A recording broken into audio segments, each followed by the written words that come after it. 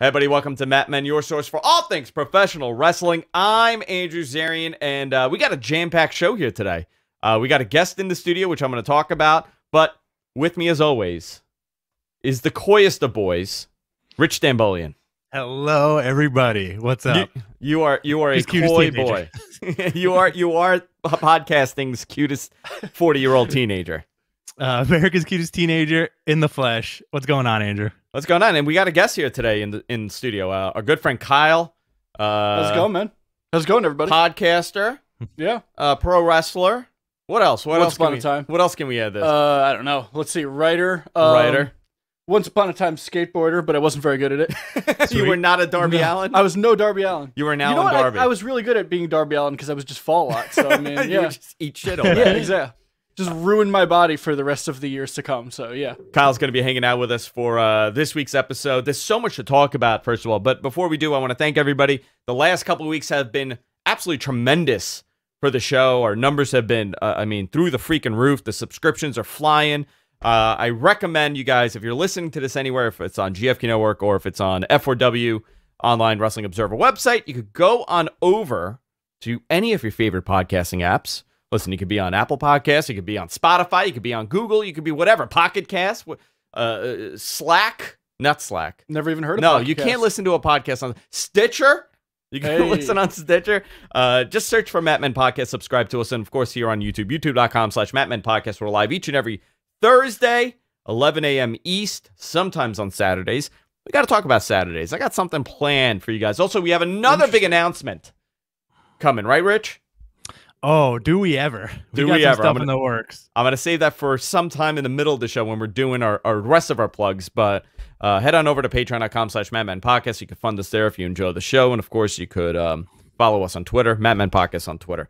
So we got a lot to talk about, and I think it would be interesting to get your point of view, Kyle, Sure. on some of this stuff, because when we get to NXT, because I'm discovering that I'm having an issue with NXT, and it's nothing to do with the presentation. It has to do with the lack of presentation, a little bit of that, and I kind of want to, I'm going to save that for later on, but Rich, where do you want to begin? I guess we could start quickly with Raw and your new favorite wrestler, the luchador known as Orton. Orton. You know what I love? I love when you ask me what to do and then you tell me what we're gonna do. I'm leading the witness. Also, does Kyle? Do you have a last name? I always thought it was O'Kyle. Oh, it's Kyle O'Kyle. Kyle O'Kyle. No, it's Kyle Davis. Fantastic. Of the Top Cult podcast. I never use your shoot name. No. I always used to call you just Nate Bateman. Right. On the show. Until he got awesome. murdered. Yeah. Yeah. And we haven't heard from him since. Nobody's heard from him since. No. 2017 on. Let's jump into Randy Orton. Yeah. Unless you want to spend time on Smackdown a little bit. You know what? Let's actually do Mr. Gonzo some justice here, because Mr. Gonzo, our producer, he does our notes, he does our recaps.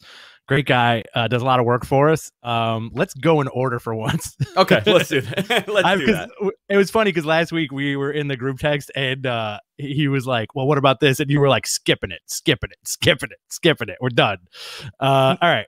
All right, let's go through his, because I do think SmackDown was a phenomenal show. They did a great job with this.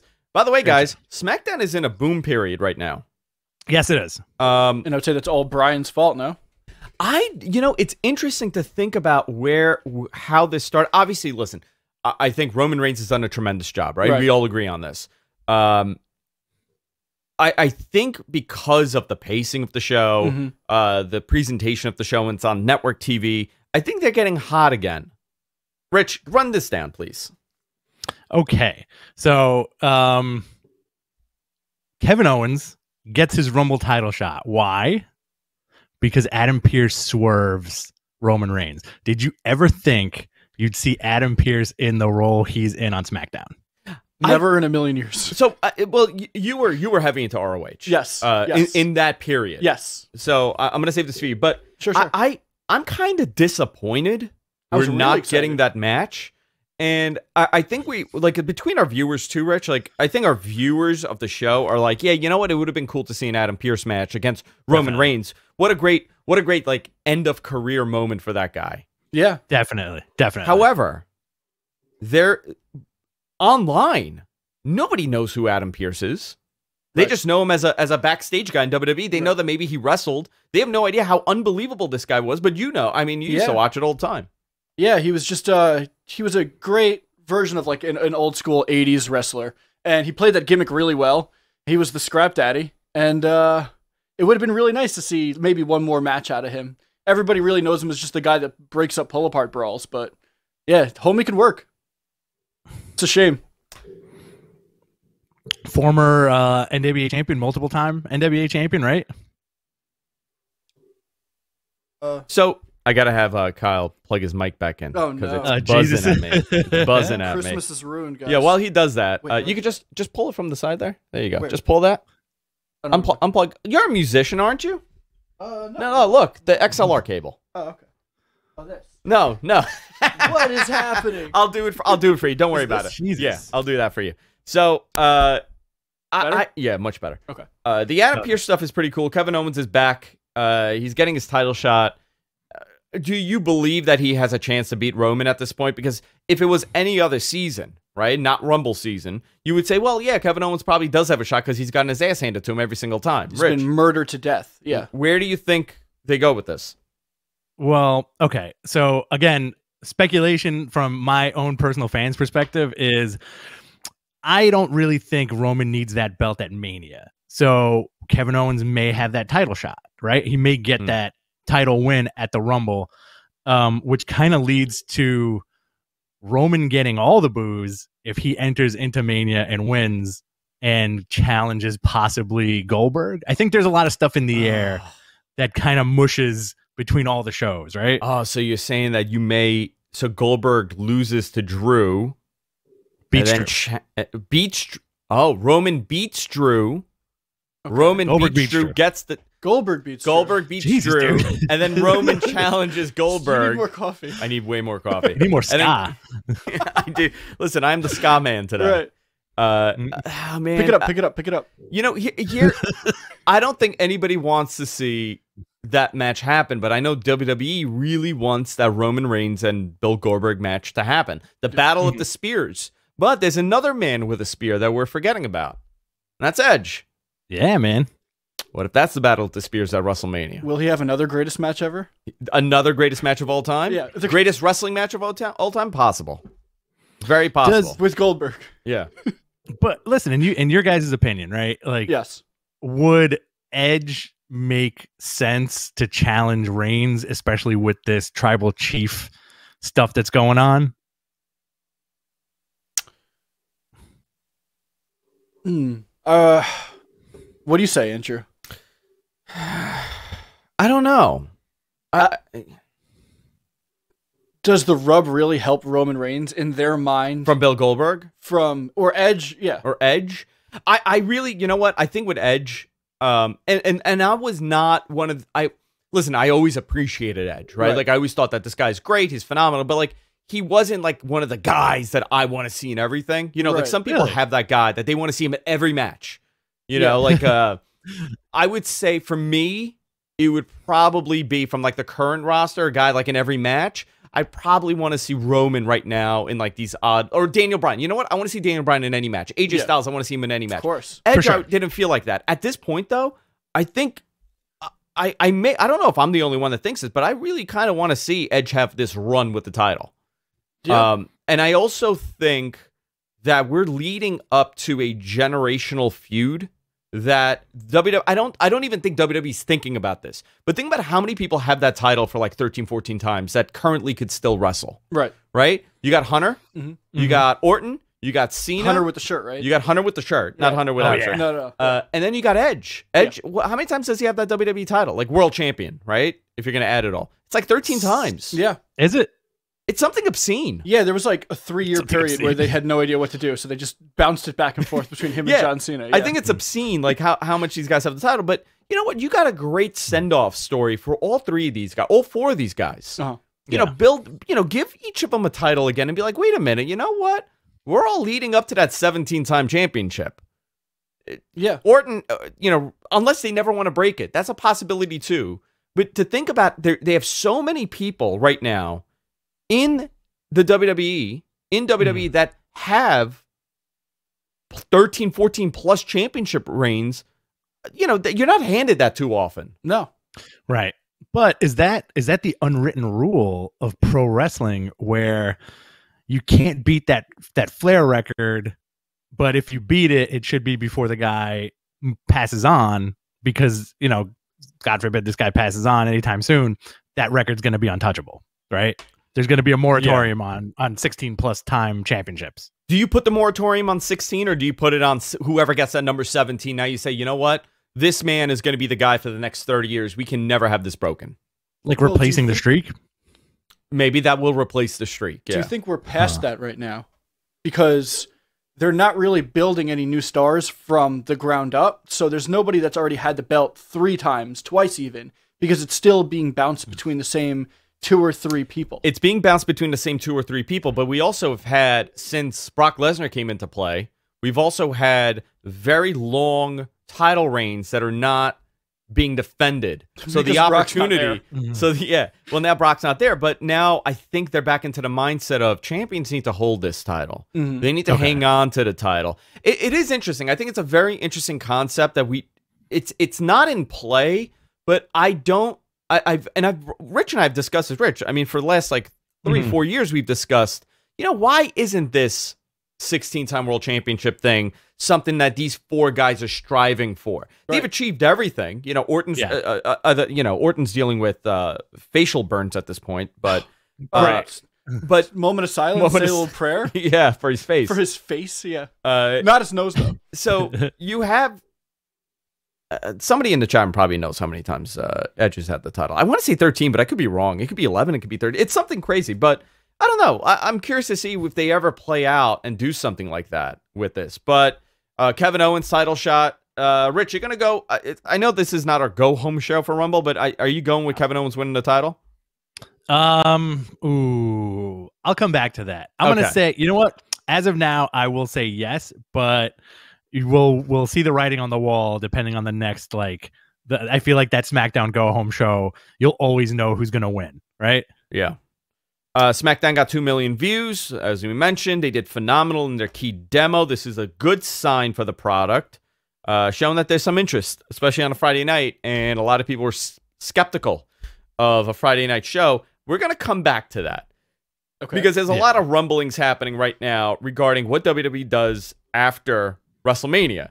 And I think it's going to be a little difficult to do 2 live shows for them in 2 separate cities every single week. So you think they're going to cut one? I want to get to it because I think there's a couple things that they could do here. Rich, what did you think of Raw? Before we get to Raw, Edge, 11-time world champion. 11-time world champion. Okay, so he's gone. I mean, he could 2 quick title reigns will bring him back into play. Yeah, and there's a really fun storyline to play with that. Yeah, that they could create. Yeah, absolutely. So Raw, I like the Orton stuff. I think it's interesting how this dude has been pretty much on top of WWE for the last 20 years, and he's still got so much left in the tank. He's in his early 40s, and you can easily see this guy wrestle for maybe another 10, 15 years? Yeah, and, dude, and I think this is interesting because Orton, for many points in his career, he kind of just, is there.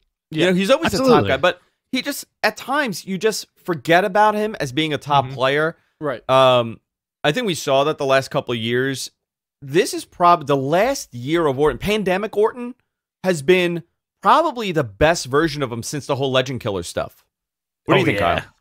I think he takes a back seat for a lot of time. No, before this. And then he's really the guy that they're like, okay, what do we have in the back? What's our go-to when we smash the glass, And it's Randy Orton always. He's just a company man forever, and I think they could just pull him out at any time and get a good angle because he's got a presence that's missing from a lot of the roster.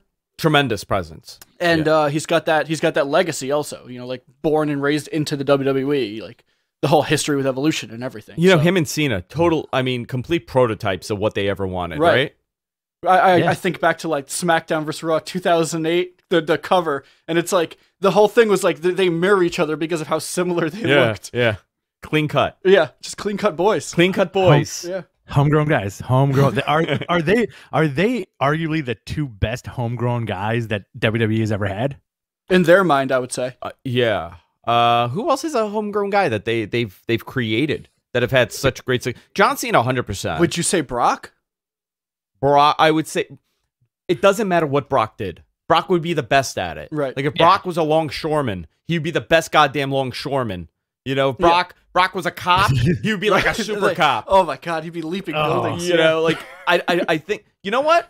The Rock is the best homegrown talent that they've ever had. Fair. Okay. Right? I'd say that. Angle, another one. Yeah. Homegrown. Batista, another. It's so fascinating Big because Dave. My God, when they get it right, they get it right. You know what? I would say the Undertaker's the greatest homegrown character they've ever had. For sure. Character. As far as wrestler goes, I would say probably Randy Orton's probably their best homegrown wrestler that they've ever created. Well, he can take them. He could take them past decades and like into different territory, different generations, and everything as well. Yeah. Because he's still there. Everybody else did their own thing and then left and bounced. But like Randy is, I say Randy's the company guy. You could say The Rock, you could say all these people, but like he's still there. And I don't think he's ever going to make that leap into like becoming a serious actor or becoming an excellent violinist. You know, like he's going to be WWE for life.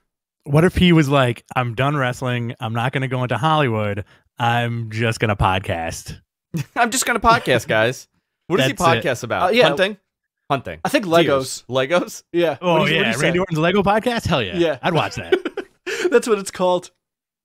So, so you had Randy Orton, burnt face on Raw. All right. You know, I gotta talk to you about this. Raw's become, and dude, I watch it, and I really complain about this stuff. It's difficult to get through a whole show. I didn't like it. And what sucks is that there's a lot of good moments, but they disappear because of so much filler being put in here. You had Alexa Bliss's Playground. You had Ms. TV with Gilbert and the fake Drew, which was a friend of mine, Dave Krumholtz. Right. That's right. Dave Krumholtz and I went to middle school together. No way. From Bones' own Dave Krumholtz. Wasn't he in Numbers? Numbers. Is that what it Numbers. Was? Yes. Yeah. He was in Numbers. My he was in Harold and Kumar. Krumholtz. Yes. Mm-hmm. He's still on TV. He's still on TV. I didn't even recognize Yeah. Freaks and Geeks. Yeah. I did not recognize him when he came out. I just sent them a message from Douglason. I just sent them a message. I was like, dude, I didn't even know. I didn't even realize you were on Raw. So he was because on. He looked so much like Drew Galloway, right? Yeah. Drew McIntyre. Yeah. Yeah, Drew McIntyre. Identical. So what do you think? Here's the thing. And then you got Hurt Business versus Riddle and Lucha House Party. They teased that the Hurt Business is breaking up before a commercial break. Then they came back that they're all on the same page. Don't break these dudes up. I didn't understand that. Like, we went away thinking everything was like a miss between them, and then they were okay afterwards, and then they fought again. Dude, Rich, these guys should stay together. Yes. They shouldn't break up. Together. They should definitely stay together. They're a solid unit, but I could see one of them getting replaced down the road, you know, kind of having like an ongoing stable. Interesting. But I think also like the thought on people's minds as far as the Hurt Business is, I think a lot of fans really want them to be the Nation of Domination, but they came along 20 years after the fact. So this is fresh for a lot of people. Yeah, I guess, you know what? It's a modern version. Yeah. Like, you're not going to get... The Nation of Domination was a combination of the Black Panthers and the Nation of Islam. That was like the original concept of it. That doesn't work in 2020, 2021. No. You know, that gimmick is not going to get over a militant African-American, group with racial overtones with everything that they do. That's not going to work today. Right. Not with Vince McMahon behind it. Not with Vince behind it at 70 something years old. I think this is you've taken guys that would by themselves be kind of somewhere in the middle, and you've given them a great group, and they're top guys. I mean, I think Bobby Lashley's building up to be a major player this year. Yeah, definitely. He's so impressive for his size and his age. Looks great in a suit. Looks phenomenal in a suit. You can tell they really like him too. And he came they back. want to do a lot with him. And he came back to the company with the hopes of a major push. He didn't come back to just sit in the mid card and be Lana and cucking Rusev. Right. He came back with the concept of he wrestling did for Brock a very Lesnar. long time anyway. He did cuck Rusev for a very long time, which was bizarre. My God. You know what? Paulie is brilliant, but oh my God. This is Tommy Dreamer, ECW. I wish I could be a fly on the wall for that. Why that had to go on for as long as it did. Yeah. I got a question for you guys. Yeah.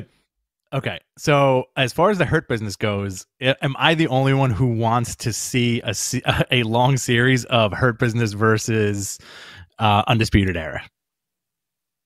Oh, man. A long series. Yeah. I'll watch the Undisputed Era in anything. Yeah. So, like several I'm matches.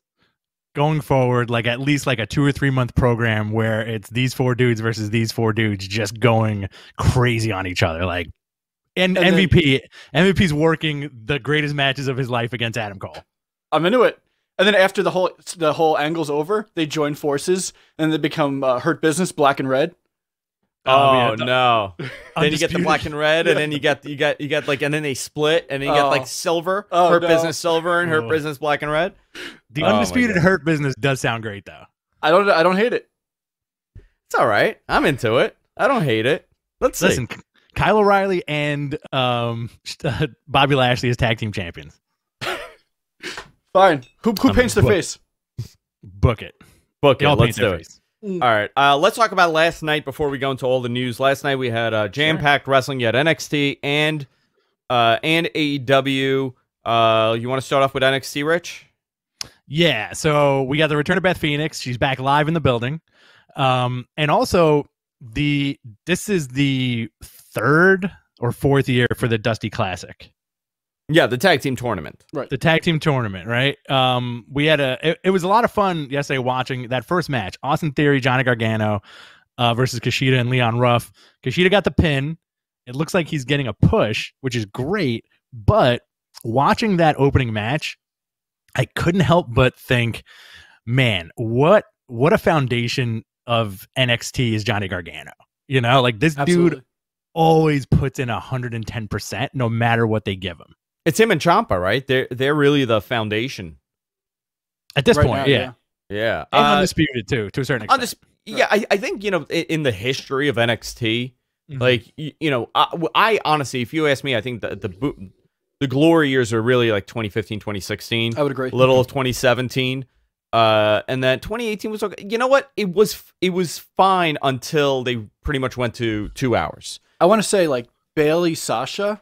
Might be like where the end was, like the pinnacle. No, Bayley Sasha was like the beginning of like the boom. Oh, okay. Yeah. All right, fair. That was the beginning of the boom because you're like, holy crap, I don't think we've ever seen a women's match in WWE like this. Yeah. And then you realize, I think that kind of catapulted, this work ethic of really good matches and building programs and stuff. But I think when they tell the story of NXT like 10 years from now, it's not going to be the Nakamura's and the Finn Balor's and the Samoa Joes that they're going to talk about. They're really going to talk about how Johnny Gargano, Tommaso Ciampa, and like Rich said, Undisputed Era, they were really the backbone of this company.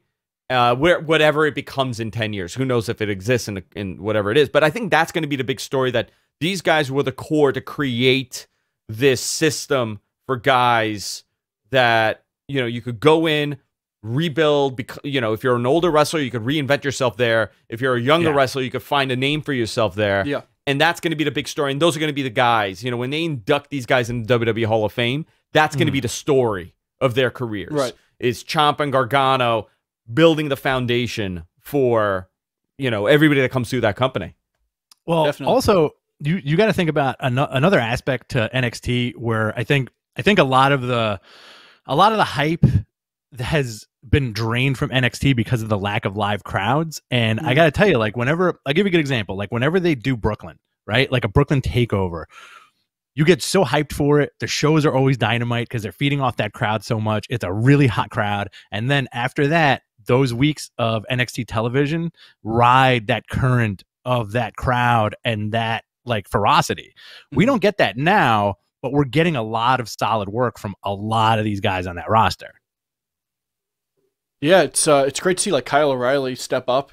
Yeah, like, we've been watching him wrestle for a long time in PWG and ROH, and like we've known like the singles potential that he's had as a star, and it's great to see that he's just now like being noticed. Yeah, for like his capability and his talent in NXT. This dude's been killing it for years. Yeah. For years.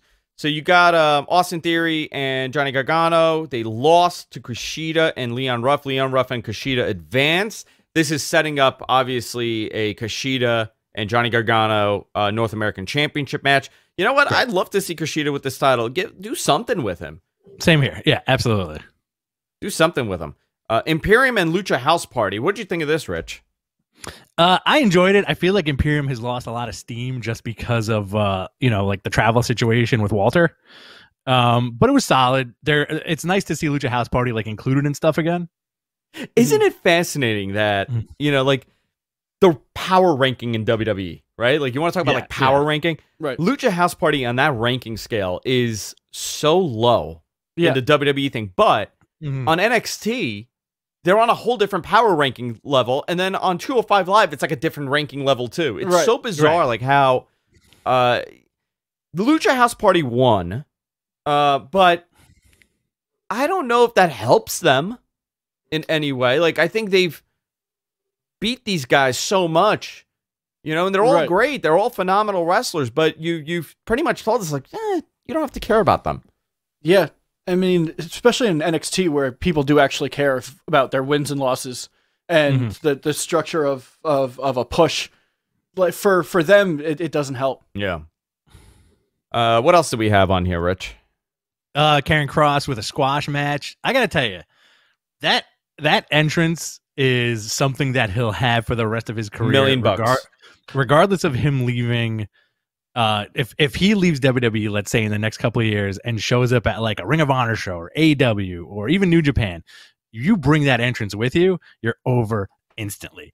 Like that dude and his wife, such a killer entrance. And it also reminds me of like, let's say if you're hanging out somewhere and you go to a party and then you walk into a room that you're not supposed to go into and you see a dungeon. I feel like that's their entrance in like a nutshell.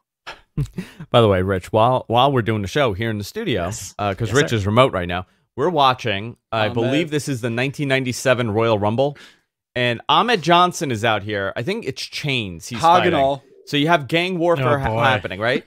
So Ahmed Johnson just eliminated himself out of the Rumble to chase Farouk, but there's a certain point in this match where his tights right up his butt.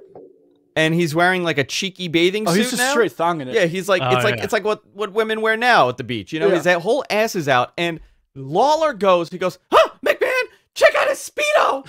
And McMahon goes, I'm not very concerned with that, Jerry. He goes, huh, it's up his butt.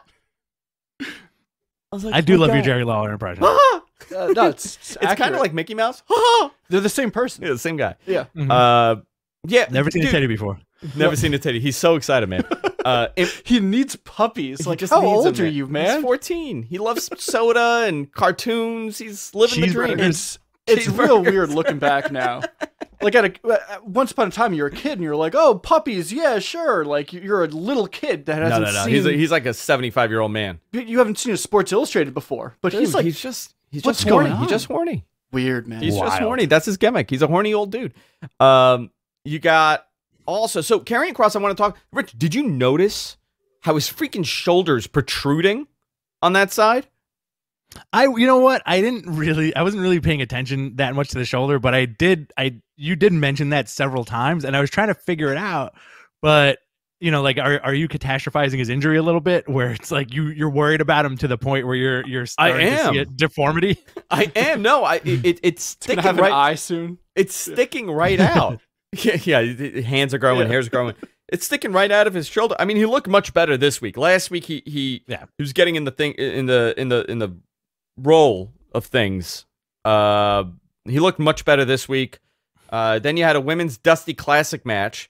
You had Casey Catanzaro and Kaden Carter defeating Toni Storm and Mercedes Martinez. All right, not bad. It was fun. And you know what? Watching this match, Mercedes Martinez is better off without being in Retribution. Oh, yeah. For sure. So much better. That would have been the end of her. I think that would have, you know what? You had said that when she was in Retribution. You had said, this is going to be a little rough for her because I think she has such a great presence. So now you're covering her. You're hiding her. Right. Same thing with Dominic. Exactly. Shave his head and put him behind a Bane mask. Like, he'll be okay, though. Not in that character. I mean, you know what? You could have him go away and he just comes back as himself. Right. You could do that. Yeah, he's not dead. No, he's not dead, but he's got, like, he's dead on Twitter. Again, like I was saying with Karrion Kross, is like, he's got indie cred and he's got enough cred to go anywhere. So, like, it doesn't matter if he's Dopey T-Bar. If the guy quits tomorrow, he can go anywhere else in 90 days and become another star. You know, like, he was great in Ring of Honor, great in NXT with that series against Keith Lee. Yeah, absolutely. And PWG also. PWG tore the house down with Keith Lee. This is just a bump in the road, I think, for that dude. Yeah, for Dopey T-Bar. Yeah. I want the word dopey to come up before Dopey T-Bar. Yeah. What was I missed the ending to the Catanzaro match. What was the finish? What was the finisher? So, Katie Catanzaro hit a like twisting 720, I think, and got the pin. And it was like this. They set it up very well, you know. And she did a couple of like pretty excellent. Like, this match was really good, you know. Like, on paper, fantastic the way they put it together. But I think now they're showing off in a weird way for wrestling fans, like her connection to Ricochet and also her past as like a Ninja Warrior, where she could do like these amazing things. Oh, that's interesting. So, she was in the Rumble last year, right? And she was impressive. Was that the one where she was doing all those spots where she was walking on her hands? And then they didn't do much with her. I think now is the time because she's very good. She's very impressive for the size that she has. Right. She's tiny, but she's very mobile. Yeah, no, there's a lot of potential in her. Io Shirai also attacked Martinez following this. Right. The pit fight. The fight pit. Timothy Thatcher beats Tommaso Ciampa. He is 2-0 in this match. Awesome. And he used a modified stretch muffler in the cage to get the submission. This is his signature match. Yeah, for sure. Yeah, 100%. His teeth are bananas. His teeth are bananas. No, they're actual bananas. Yeah. No, they're just bananas. But they're like really hard bananas. yeah. The candy bananas. I don't think this guy should fix his teeth, but it's interesting. It's interesting how WWE makes such a grudge match. Like, these guys are going to hit each other hard. They're going to kill each other. And there's a beautiful structure that they built to showcase this like death style match. It looked good. Dude, I got to tell you, you know how I feel about Timothy Thatcher. Yes. I think he's a phenomenal worker. I've seen him in Evolve, which I'm wearing my shirt today. I didn't even realize. I've seen him in Evolve 1,000 times. And I think the problem with him was that the thing about Evolve was it was so packed. I mean, they really had an unbelievable roster. Yeah. Out of any promotion, other than, you know, I would say it's like PWG light on the East Coast. For sure, yeah. Right? The style is a little bit different. It's more wrestling-based instead of spot-based. I never got the Timothy Thatcher title picture in Evolve. It never did it for me.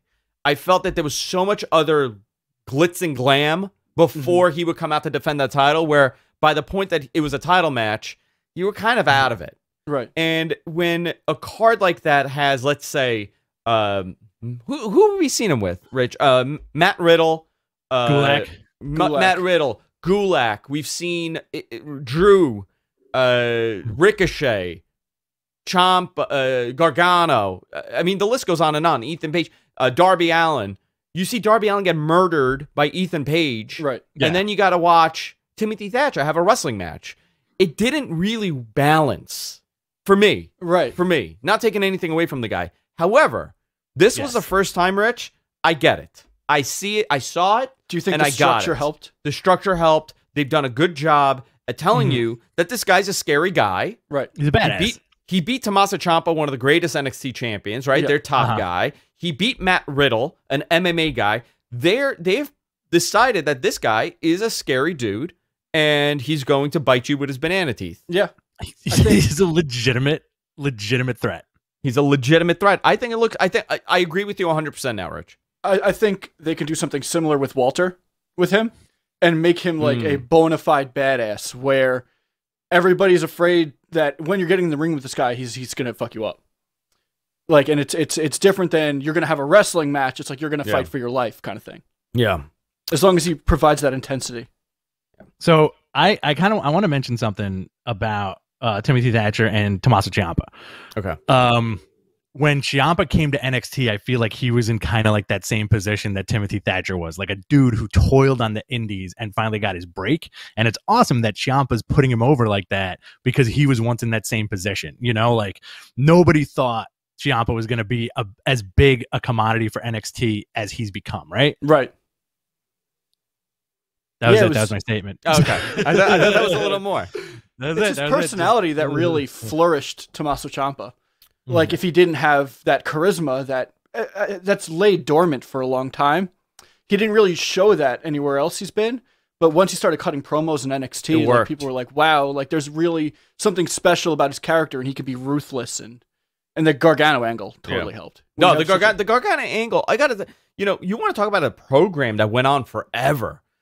But worked between Gargano, Cole, and Ciampa. Those three. I mean, it's been going on for like 3 years. Yeah, and it works every time. I've not gotten sick of watching those guys. Right, and that says a lot because that's rare.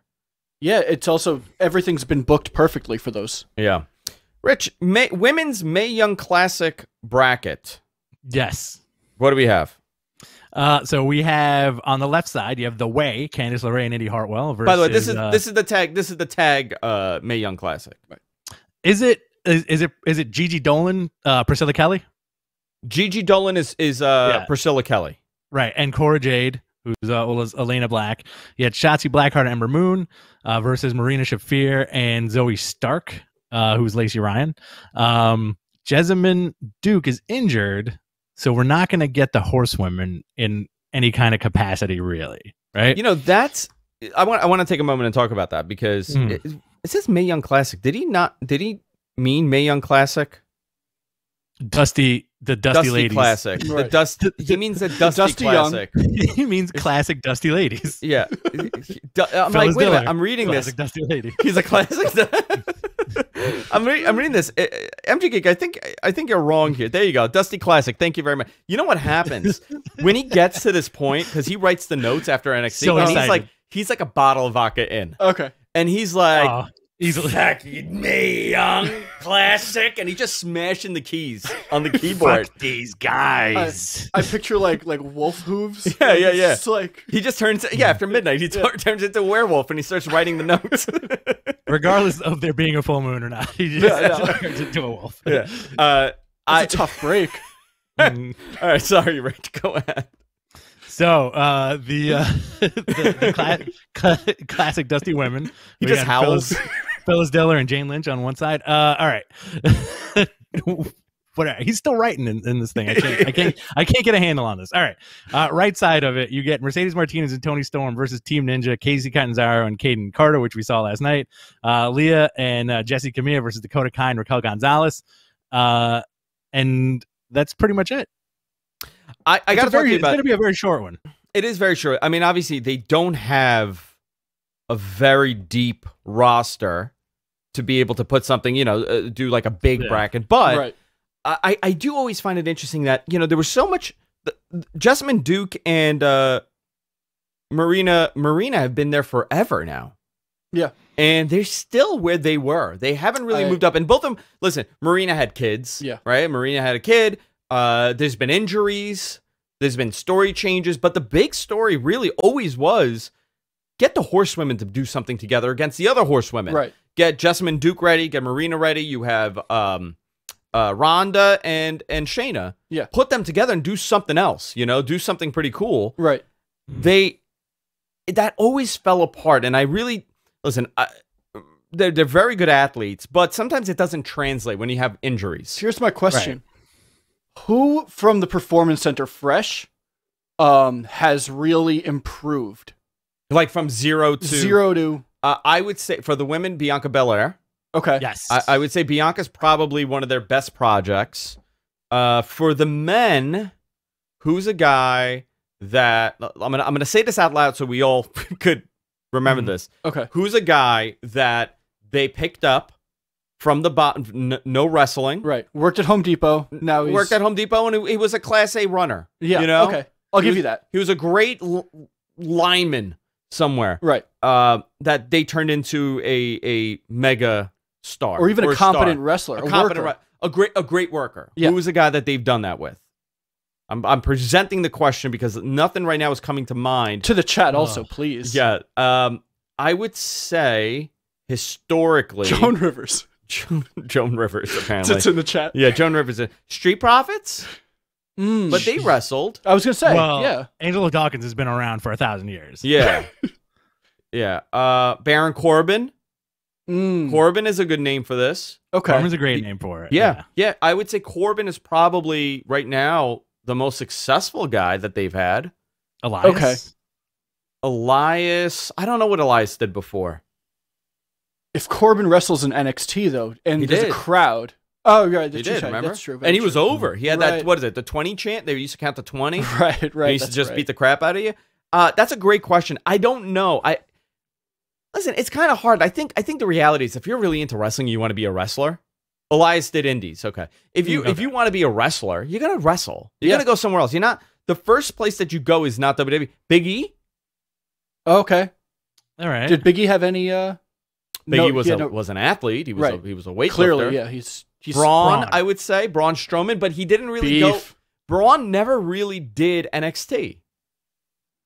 No. He did the Florida circuit. He did 7 or 8 matches on the Florida circuit, and they're like, Vince saw him. I gotta have him. Right. As well, usual. Braun needed a while to get better. Also, he took some time. Yeah. You know, Brock Lesnar didn't enjoy working with him for a bit. No, that Rumble, he beat the shit out of him. Oh my god, that punch! Yeah. Yeah. He was a rosebud. He was a rosebud. Yeah. And you know what, Rich? You are my rosebud. I just want to tell you. Beautiful. Impact Citizen Wrestling. Kane, I like Citizen Kane Rosebud. Yeah. Rosebud. Rosebud frozen peas. You know what that's from? No, what's The that? Simpsons. Who was that supposed to be? I want you to think. That's Mr. Burns. Orson Right? Welles. Orson Welles. That was your Orson Welles impression? That is my... You don't remember the big thing about Orson Welles and the peas? The frozen pea commercial? I just got thrown for a loop because he mentioned The Simpsons, so I thought I didn't know what you're talking about. It was from The Critic, where they did a parody of Orson Welles doing a commercial for peas. Okay. And he starts off and he goes, Rosebud. Rosebud frozen peas. I hear the impression in The Critic now. So yeah. Yeah. Okay. I just got a text from a buddy of mine who said that's from Pinky and the Brain. It is from Pinky and the Brain. Thank you very much. It is Pinky and the Brain. Yes. Okay. That was great too. Yeah, your buddy's a genius. Then he said no, it is The Critic. Oh shit. Yo, No, but Alex, F me. You're making me look like an asshole right now, Alex. Come on, Alex. No, Pinky and the Brain does. They always did the Orson Welles impersonation. Yes. Yeah. Yes. So Impact Wrestling, Impact's on fire. Yeah. They got something going on. In the year 2021, did you ever think? Dude, these guys will never die. Never. I'm going to tell you, No. the nuclear holocaust will happen, and the only thing that survives is cockroaches and Impact Wrestling. Nothing will change with them. And the X Division title. Dude, it's good. When I said nothing would change, they're doing pretty decent stuff. Matt Hardy is a total heel. Came out So with Private Party. They are now heels. They wrestled on that card. Tony Khan is a heel. Yeah. Every time he comes over there. I made a joke on Twitter, and I tagged Tony Khan and Don Callis. Uh-huh. And I said, at the end of the day, all of this is going to lead to a tuxedo match. Ooh. I see the writing on the wall. We're going to have a tuxedo match with Tony Khan. And then I said, Tony, ignore this tweet. Please. Please ignore this tweet. Tony Khan appeared. I'm curious what this is leading. His paid advertisements are great. Yeah. They're so much fun. fun. He plays up the fist behind the biceps now because he knows everyone keeps talking about it. So he does it every time now. I thought that was pretty good. And Yeah. then there was a number one contendership match for the Impact titles. So you're going to see, who are you seeing in that Impact title match? The tag title match. Obviously, this is leading for title versus title, right? Between Right. the Bucks and the Bullet Club, you know, Gallows and Anderson, the Good Brothers. They completely, well, we had Hard to Kill on Saturday, and they came out straight up Bullet Club. Yeah. Right? T-shirts and all. Yeah. T-shirts and all, straight up pumpkin Bullet Club. T-shirt. Yeah, it wasn't even that. Like Gallows had like gear, like Bullet Club gear. Yeah. Straight Bullet Club, right? Which was awesome. And like Tamatonga furiously tweeting. Yeah. So good. And then after last night, I feel like that Bullet Club reunion does not include the Young Bucks. It's just those guys, and that was done for TV, which was really cool. It was a really cool moment. I thought I'm very happy with the way that this is going. I hope it doesn't fall apart. But AEW last night, decent show. Obviously, not at the same, I would say wasn't the same level as the previous weeks. But listen, you need to slow down in the storytelling. There's a little bit of that Crash TV. A little bit of it. A little bit. Anytime I hear anybody say "to the back," I get TNA flashbacks, you know, and like I get kind of worried about that. But it happened a few times. They had time to fix the Britt Baker and that match for Blowout at the Beach. What is it? Beach Splash. Blowout at the beach. Blowout at the beach. Splash. They had time to fix it because it was wonky last week. Yeah. And they still didn't do anything with that. It was like it just showed up and then it went away and it was like, oh, are you talking about the commercial? Yeah. Oh yeah, the commercial's very abrasive. What's going on? It's like popping in and out. I don't know. Maybe they rush it. Maybe they cut something out of it. Yeah, because it just opens and like suddenly Britt Baker like has her like and she's like washing her face. Yeah. I can't remember her name right now. It's escaping me. Teresa May. No, that's Britt not her Baker. name. I know. It's Rosaria Dawson. Rich, help us. Britt Baker verse Thunder Rosa. Thank you very much. Yes. Yeah, so she like it just opens and she's like yelling at her and like washing her face with water. Yeah. And you're like, wait, what's happening? Like it doesn't set it up. I gotta tell you, I thought I was the only one that thought that. And you're spot on. It's abrupt. It freaks me out. Let's go through this card. Yeah. Sure. You want to take it, Rich? Oh, I didn't realize that was my cue. Yeah, we're pointing Opening match, you had Dark Order showing up, Hangman, Colt Cabana, John Silver, Alex Reynolds versus the Hybrid 2 and Chaos Project. It was Negative-One's birthday, and there was a cake, and we all know in wrestling, if there's a cake on TV or any kind of food, someone's going to eat it. Someone's going to eat it, go through it, or whatever it was. Yeah, it'll never be a mess. You saw that coming a mile away, which was great. I think the highlight of this whole thing was John Silver getting on one knee and proposing to Hangman Page to join the Dark Order. Hangman saying no, and then the banners dropping with "he said yes." I laughed pretty damn hard at that, and I think that's a rarity for pro wrestling to generate that like real laughter. You know? There was Monty Python energy with that because from both tunnels you had things coming out that were crazy to celebrate, and then you had Dark Order members running and shoving them back into the tunnels. And this wasn't like captured shot. It was all wide. Oh, so yeah.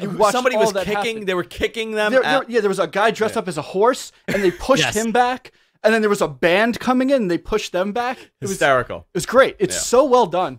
Yeah, that was really well done. I think this is the probably the end of -1. I'm getting the feeling that, okay, you know what, they wanted to do this, right? And then now like they'll have like cameos and everything because he caned Dr. Luther. So good. Dr. Luther. Okay, so Dr. Luther is 2021's version of Gangrel, right? He's Gangrel. Yeah, he's all right. Okay, he's like the same energy. Yes, Gangrel, same vibe, same higher voice, more symmetrical face, more symmetrical face. Yes. He's like their Gangrel. My chair was really back. Holy moly. So Luther ate the cake. Very cool. We also got the Young Bucks and Don Callis. Oh, great. Let's talk about that painting. Oh my God. The greatest painting on earth that somebody should make of both of us? Yes, we need that photo. Yeah, that neneeds to be us. Someone Rich, why don't you paint that? Rich, you could paint that. It would be stick figures. That was a beautiful painting. There's this very erotic photo, sensual photo of Kenny Omega and Don Callis, jacked up. Don Callis is jacked too. Oiled up, and they're wearing jeans, but they're like pulling the jeans down a little bit, so you see the V. Yep. It's hanging in Kenny Omega's mansion that the Young Bucks went to. Underwearless jeans. Yeah, underwearless jeans. So the big story here is that they kicked the camera guy out. They were going to have a conversation. Callis is trying to buy out the Bucks and their friendship. It's almost like Cobra Kai. Right. Because that's like the big thing in the beginning of Cobra Kai where the stepfather's trying to buy out the stepson. What's his name? The heel in Cobra Kai. My brain just stopped. Rich, talk to us. What is it? I'm also blanking on that. Okay. All right. Johnny. There you go. Yeah, there you go. Johnny Wrestling. Johnny Wrestling. So he's trying to buy. So they did the same thing. Right. Okay, cool. But the camera fades and there was like a tussle. You now further down the show, you see that Callis has a big welt on his face. Right. So now it's that the Bucks beat him up and Kenny Omega's very angry. Do you think they actually beat him up, or is he like playing it off? Like, did he make the injuries worse? You know what? I didn't get it. Rich, did you think they actually beat the crap out of him, or they didn't touch him? I don't think they touched him. And because you saw, like in classic wrestling fashion, you saw his jacket cover the camera. Yeah. Right. So I think that's the story there, where like the eventual betrayal from Don Callis, right, which is going to happen a few months from now, but I don't think the Bucks touch them. And then it's going to sow the seeds of like, well, I don't believe you, and it's going to be more Good Brother stuff for the time being until they have like a big pay-per-view event, right? Amazing 2021. Don Callis is one of like the major figures in wrestling. Yeah, he's a phenomenal. He's great. You know what? Everything would have been different. What if he was the higher power? Ooh. You know? Like, think about how his career would have changed for maybe even the worst. Like, he would have probably not been doing this. Right. He probably would have had that run. It would not have been, it would have lacklustered and he would have faded out like he did. But what a great mind. Yeah, absolutely. Really good promo, great commentator. I don't think he's ever been this on point though with his promos. No, never. Like never. He took him a bit to get here. He cut a promo on the ice before before Kenny Omega versus Phoenix, and I was like, I've never seen that level from him. Oh, where he was talking about how they're friends and everything. Yeah, how Kenny Omega did tope con hilo and then fell on the ice, and they left him there, and he had to crawl back and make his own way back. Yeah. So I believe that the uncle part of the story is real. Yeah. Kenny's uncle was friends with Callis. They did train together. I don't think like this whole story that Callis has like been around his whole life. I don't think that's the real part. I think Jericho put those guys together and they connected. Interesting. Listen, Chris Jericho's a playmaker. I'm telling you. Yeah. So forget about what you think of him. He looks better too. He did look. Oh, we got to talk about that. Yeah. What else do we have, Rich? So we got that was a lot. That was a lot for like within the first hour, right? I know. Yeah. We have a women's eliminator tournament announced for #1 contender for the title. You had an interesting match between Penelope Ford and Layla Hirsch, which kind of helped further the story, I guess, of Miro and Chuck Taylor. Yeah. Yeah, those are kind of part of the same group. I think Penelope Ford has such a huge upside. We keep talking about her. And last night there was a couple of fumbles, but I think it was just maybe some inexperience on TV between her and Layla Hirsch, who I feel like is like a mini monster, right? Yeah. Yeah, so she's 4'11". Have you worked with any of them? I never with them, but I was there on a with card. Penelope. With Penelope. Yeah. We're in Jersey, I'm sure. Yeah, okay. at Dojo Wars, yeah. Dojo Wars. Who was it for? That was Gulak doing it at the time. Oh, okay. Yeah. Layla Hirsch, yeah, there's something impressive about her. I mean, she's tiny. She's very small, but interesting to see them giving, there's a lot of Rich is disappeared. There's a lot of Did he just do one of these? Yeah. That's how we go to the bathroom. I don't know if people know that. If you're watching this, we just we just I Genie or My Genie. What is that? What was it called? My Genie? I Dream of Genie. I Dream of Genie? Yeah. We just do that and we just disappear. So I thought it was pretty cool. Giving someone a shot. The match wasn't that great, but it was something. No, Penelope has a lot of potential.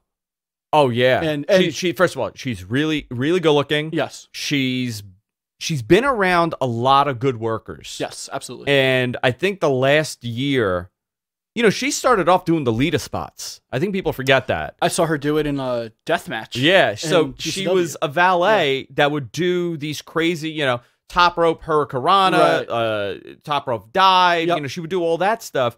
And it was almost like an assist for Joey Janela most of the time because that's why she's the bad girl. Yes. He was the bad boy. My God, that poor man. I know. Poor Joey. I know. R.I.P. Poor Joe. I know. I think for her, she has a future. I'm just curious. See, she's a great example. If she went to WWE, she would get all that training. Yes. And she'd be like, it's going to take a little longer here. Should get the Carmella spot. I don't know. I think there's so? something. No, I don't think she would get the Carmella spot. I think Carmella's more glitz and glam. Like, listen, she looks Northeastern talking, right? Right. She looks like a Jersey girl, Uh-huh. right? I think they could do something cool with that.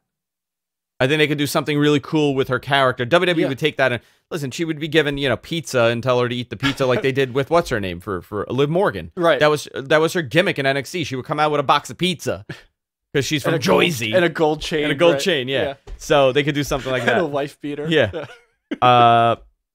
Chuck Taylor. Surprisingly good acting from Chuck Taylor. He wrote so he wrote Charles Taylor. Yeah. In the notes, Chuck Taylor. Well, Miro said his name is now Charles. Yeah. Charles Taylor. Miro looked ridiculous. Yes, he always looked so good. Can I tell you guys a story? I'm going to tell you guys a personal story. Sure, please. I told this once before, but I mean, this was the epitome of what my childhood was like. Okay, Miro dressed in his tracksuit. I got it was like PTSD. I got flashbacks of bizarre moments from my childhood.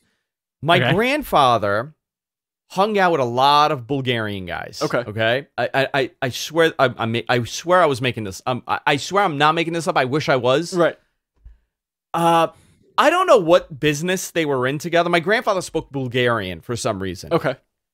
They were in some business where I would have. I swear to God, what Miro looked like last night is what would show up at my door at 12 in the morning.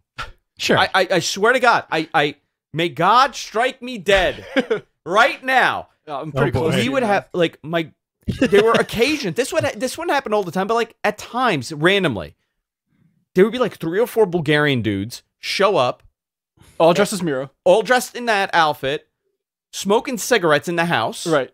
Okay. They would pick up envelopes from my grandfather or drop off envelopes, and then leave. Did they have butlers also? No butlers. Okay. And I would hear them, and it would be very loud, aggressively talking. And then sometimes driver's licenses would show up at my house for random Bulgarian guys. Oh, man. Okay? I don't know what the hell my grandfather was doing. Right. There was something obviously happening. Or what the statute of limitations is. I have no idea what the I have no idea what it was. I'm not saying that there was something nefarious happening. I'm just saying it's really bizarre for me as a child to wake up to cigarette smoke and men screaming in a very Eastern European accent and then leaving. So then is Rusev or Miro triggering to you now? It triggered no, dude. It triggered this and I still wonder, I'm like, what the hell was going on? Right. And my grandmother would like be making food for them. So they would show up and then they would sit in the front of the house always. My grandmother would like get out in her nightgown, put on like a jacket and like make something for them. And then they would like sit there and just discuss business in Bulgarian. And then there were licenses that would be all over the place. All right, so case closed. They were just there for the cooking. They were just there for the cooking at midnight. Yeah. That's what it was. But Rusev really triggered this for me. Miro triggered this memory of me. And I just had to just relive that. Fair. What the hell was going on? Thank you for sharing. Yeah. Did you live in some kind of like Taken situation where like you were living in the middle? You were living in the middle of like one of the Taken movies, and you're just running around a kitchen while angry Europeans yell at each other and smoke cigarettes all day. I would hide on the stairs. Like I would peek by the banister, see what the hell was going on. And then my mother would be like, "Get back in your room." Your pass was just deleted scenes from Taken 2. Did I ever tell you the story about how the FBI showed up at my house and I fell down the stairs in front of them and they laughed their ass off? Oh man! Boy. The bank that my mother worked at was being investigated for embezzling money to Greece. Okay. They would just like strap money onto old Greek women and then send them to Greece. So they were pretty much committing fraud. Okay. You know, Yeah. they were embezzling money from the bank to another bank in Greece. Damn. And my mother worked for this bank, and she was the head teller. So she would sign off on everything. She had no idea. She was just a teller, you know? So one day we were driving back from my other grandparents' house. I'm like 5 years old, and I got to go into the story. It's so crazy. Yeah. And and my mother's like, "Oh, we're being followed." And my mother knew what was going. You know, at that point, like she was prepped. She was smartened up. She was smartened up, and then there were lawyers involved. So she was just signing deposit slips. Right. They showed up and they went through every deposit slip she's ever signed. Wow. And it's like, "Is this your signature? Is this your signature?" And I'm oh my God, the FBI is here. Yeah. I'm like, this is freaking cool. I had no idea like what's going on. I fell down the stairs. Like I tumbled. And I did a flat back bump. Nice. And they just laughed. They just started laughing hysterically. Wow. Hysterically. I'll never forget that. Were you all right? I was crying. I fell down the stairs. I was 5 years old. Fair. My mother worked for Atlantic Bank. The guy that was supposed to go to prison got hit by a DUI ambulance, dead on the spot. He was supposed to go to prison for like 20 years. Wow. Dead on the spot. Drunk driver ambulance with a suspended license killed him. Oh my God. Going to Oasis across the street to the Greek Cafe. Yeah. Long story short. Yeah. I don't know how I got to that. I got to write a book about these bizarre childhood memories. Oh, yeah. This is why you were really traumatized by Rusev. I really was. That threw you away, of course. Rusev in a track jacket is really I think disturbing to your subconscious. I'm gonna made you write a book. It's gonna make me write a book. Yeah, it's gonna make me write a book. Did you have a nightmare about Rusev yesterday? A little bit, yeah. So, do you think that's part of his gimmick, or do you think that's who he is? No, I think that's who he is. Yeah. Okay. Yeah. I think just because he's Bulgarian. He's just a cool Bulgarian dude. All right. Yeah. He wore track jacket. And, he wore the forest loafers. like 2 weeks ago. Yeah. He was in camo. Yeah. Yesterday, my wife walked into the room and she was like, "Is that Santino?" I was like, "No, it's Rusev," because he was wearing a blue track jacket. Right. Yeah. Just jacked Santino. What else do we have? Omega and the Good Brothers attacked Pentagon. Yes. He wrote Pentagon. Yeah, that's his name. Werewolf claws. Yeah. Did you think he had a different name? I thought he had it. No, I'm trying to figure out. He changed it again. Yeah, he changed it. He keeps changing stuff. Yeah. Huge 6-man match announced for Beach Break. Oh yeah. Beach Splash. Beach Splash. Bash at the Splash. Blow down at the beach. Yeah, you got Kenny Omega, Gallows, and Anderson versus Phoenix, Pac, and John Moxley. That's huge. Moxley had a match also. Can we talk about the Moxley match? I like that guy. Nick Camarado, I believe. Yeah. Take it, Rich. Nick Camarado, big dude, kind of looked like friggin' Bruiser Brody. Yep. Very hairy guy. Andrew, did you pop for like how hairy he was? Oh yeah, I loved it, man. I just want hairy dudes. You know what I want to do? They do. You know what? I was always about the smooth guys, right? Be a smooth boy. You're wrestling. Like I shave my arms because I got heckled by a wrestler, a well-known wrestler, for having hairy arms one time, and he was like, "You don't shave your arms?" I'm like, "No." He goes, "What are you, an effing ape?" That's what he said to me. Andrew's 12. But you weren't even wrestling. I was like 11, dude. I was at an autograph signing to see Taz. No, I would. It was Taz. It was Taz. It was Taz. He was like, "Brother, what's wrong you? with you? Shave your arms? What? You don't shave your legs, brother?" And I was like, "Sorry, man. No, but it was an ECW guy. It is an ECW guy. Okay, we'll talk about it after. So I shaved my arms, you know. But my family, they were bodybuilders, so of course, you know, it's like normal. But we need more. Yeah. Top hairy men. Yep. I want to see. I just want to go like this. just I just want to run it up. Do you want to be able to get it out? No. Stuck forever. Okay, I'm into it. The dude looked good though, and Moxley gave him some, huh? Yeah. Yeah. It wasn't just a straight squash at all. I really enjoyed it. I hope that guy has a good future in wrestling. He's got a really good look. Dude has the Brody look, you know, and has the hair, like a caveman look. Let's get that dude fighting Brian Cage, because I think it's about time that we had some sometimes in wrestling I miss the giant meat guys going at it with each other. Right. I like the sound of meat hitting meat. You want a Big E versus Brian Cage would be phenomenal, right? Or Brian Cage versus this guy Nick Camarado, amazing, right? Well, what was that match? We just had a meat versus meat match in AEW, but in the Inner Circle. Well, you know who else is there? Bear Bronson's there now. Yes, yeah. NYWC guy. Friendly Bear Bronson, yes. That's one of your boys, yeah. Cool. Bear Bronson's there for Bear Country. For Bear Country. Yeah. Yeah. They've had a few matches on Dark. Yeah. They picked up a win recently, actually. Yeah, so good for them. Good for them. I hope he does more. And then main event. What did you think of Jericho? Jericho looked good, right, Rich? Yeah, Jericho looked awesome. He slims down real like quick. 15 pounds. He's looking better now, yeah. Real quick, that promo after the Mox promo after the match, I think was the perfect package of wrestling for Moxley last night. You know, because he worked that dude, gave him a lot, and he cut a ridiculous promo afterwards, which he's cementing cool pro wrestling. You know, say what you want about the guy, absolutely. But I always feel like who, Moxley? Yeah, Moxley. Like I always feel like that guy strives to be something that he saw on TV when he was a kid. You know, like I'm the cool dude now. F it, like this is how I feel. Cutting like those more kind of shoot style promos. Right. Do you remember what happened? He was supposed to do a program with Foley. Do you remember that? I have a story about that. You do? Tell me. Share. I heckled Mick Foley at a comedy show. Why? Oh no! Because I talked to him about it afterwards. But basically, this was after that angle had fallen apart. And but what was it? It was that Moxley was blaming Mick for all of the people that are now doing too much in wrestling. Okay. So because he was one of those guys. Right. Because like the Jeff Hardys and all of that was all because of Mick Foley, according to Dean Ambrose at the time. Right. And so the whole story was that John Moxley went through all these death matches and all these wrestlers are never going to be able to walk again thanks to Mick Foley. Got it. So what happened was suddenly there was a bunch of dirt sheet stuff about how Mox kept talking about Mick Foley's kids.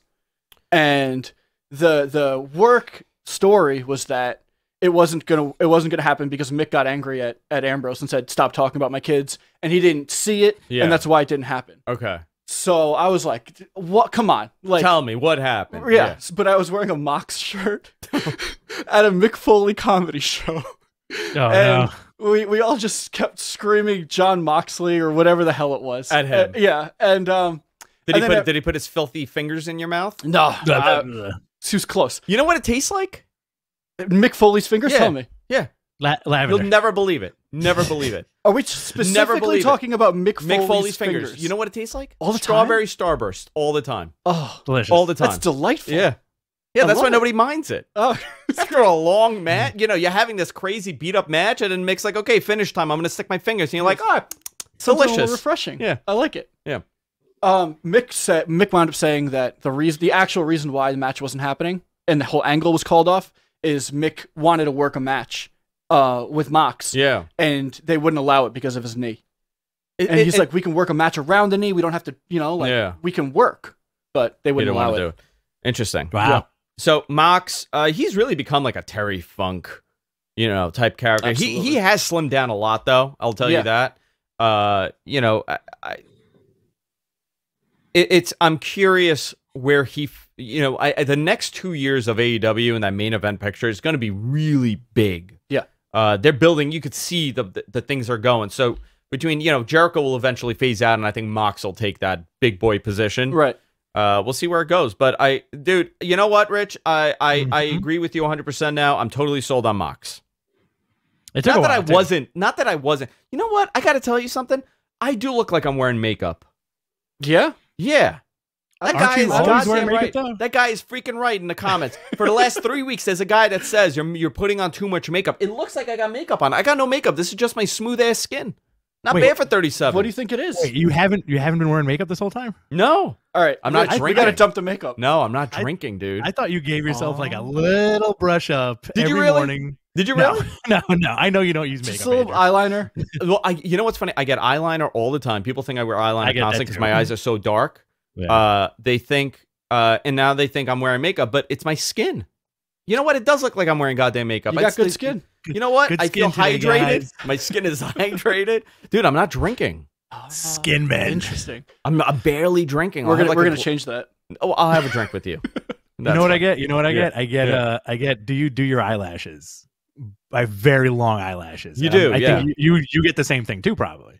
We do butterfly kisses to each other. It's good. And we just get trapped with our eyelashes. It's That's the how best. we greet each other. Eskimo kisses, man. The show is taking a turn.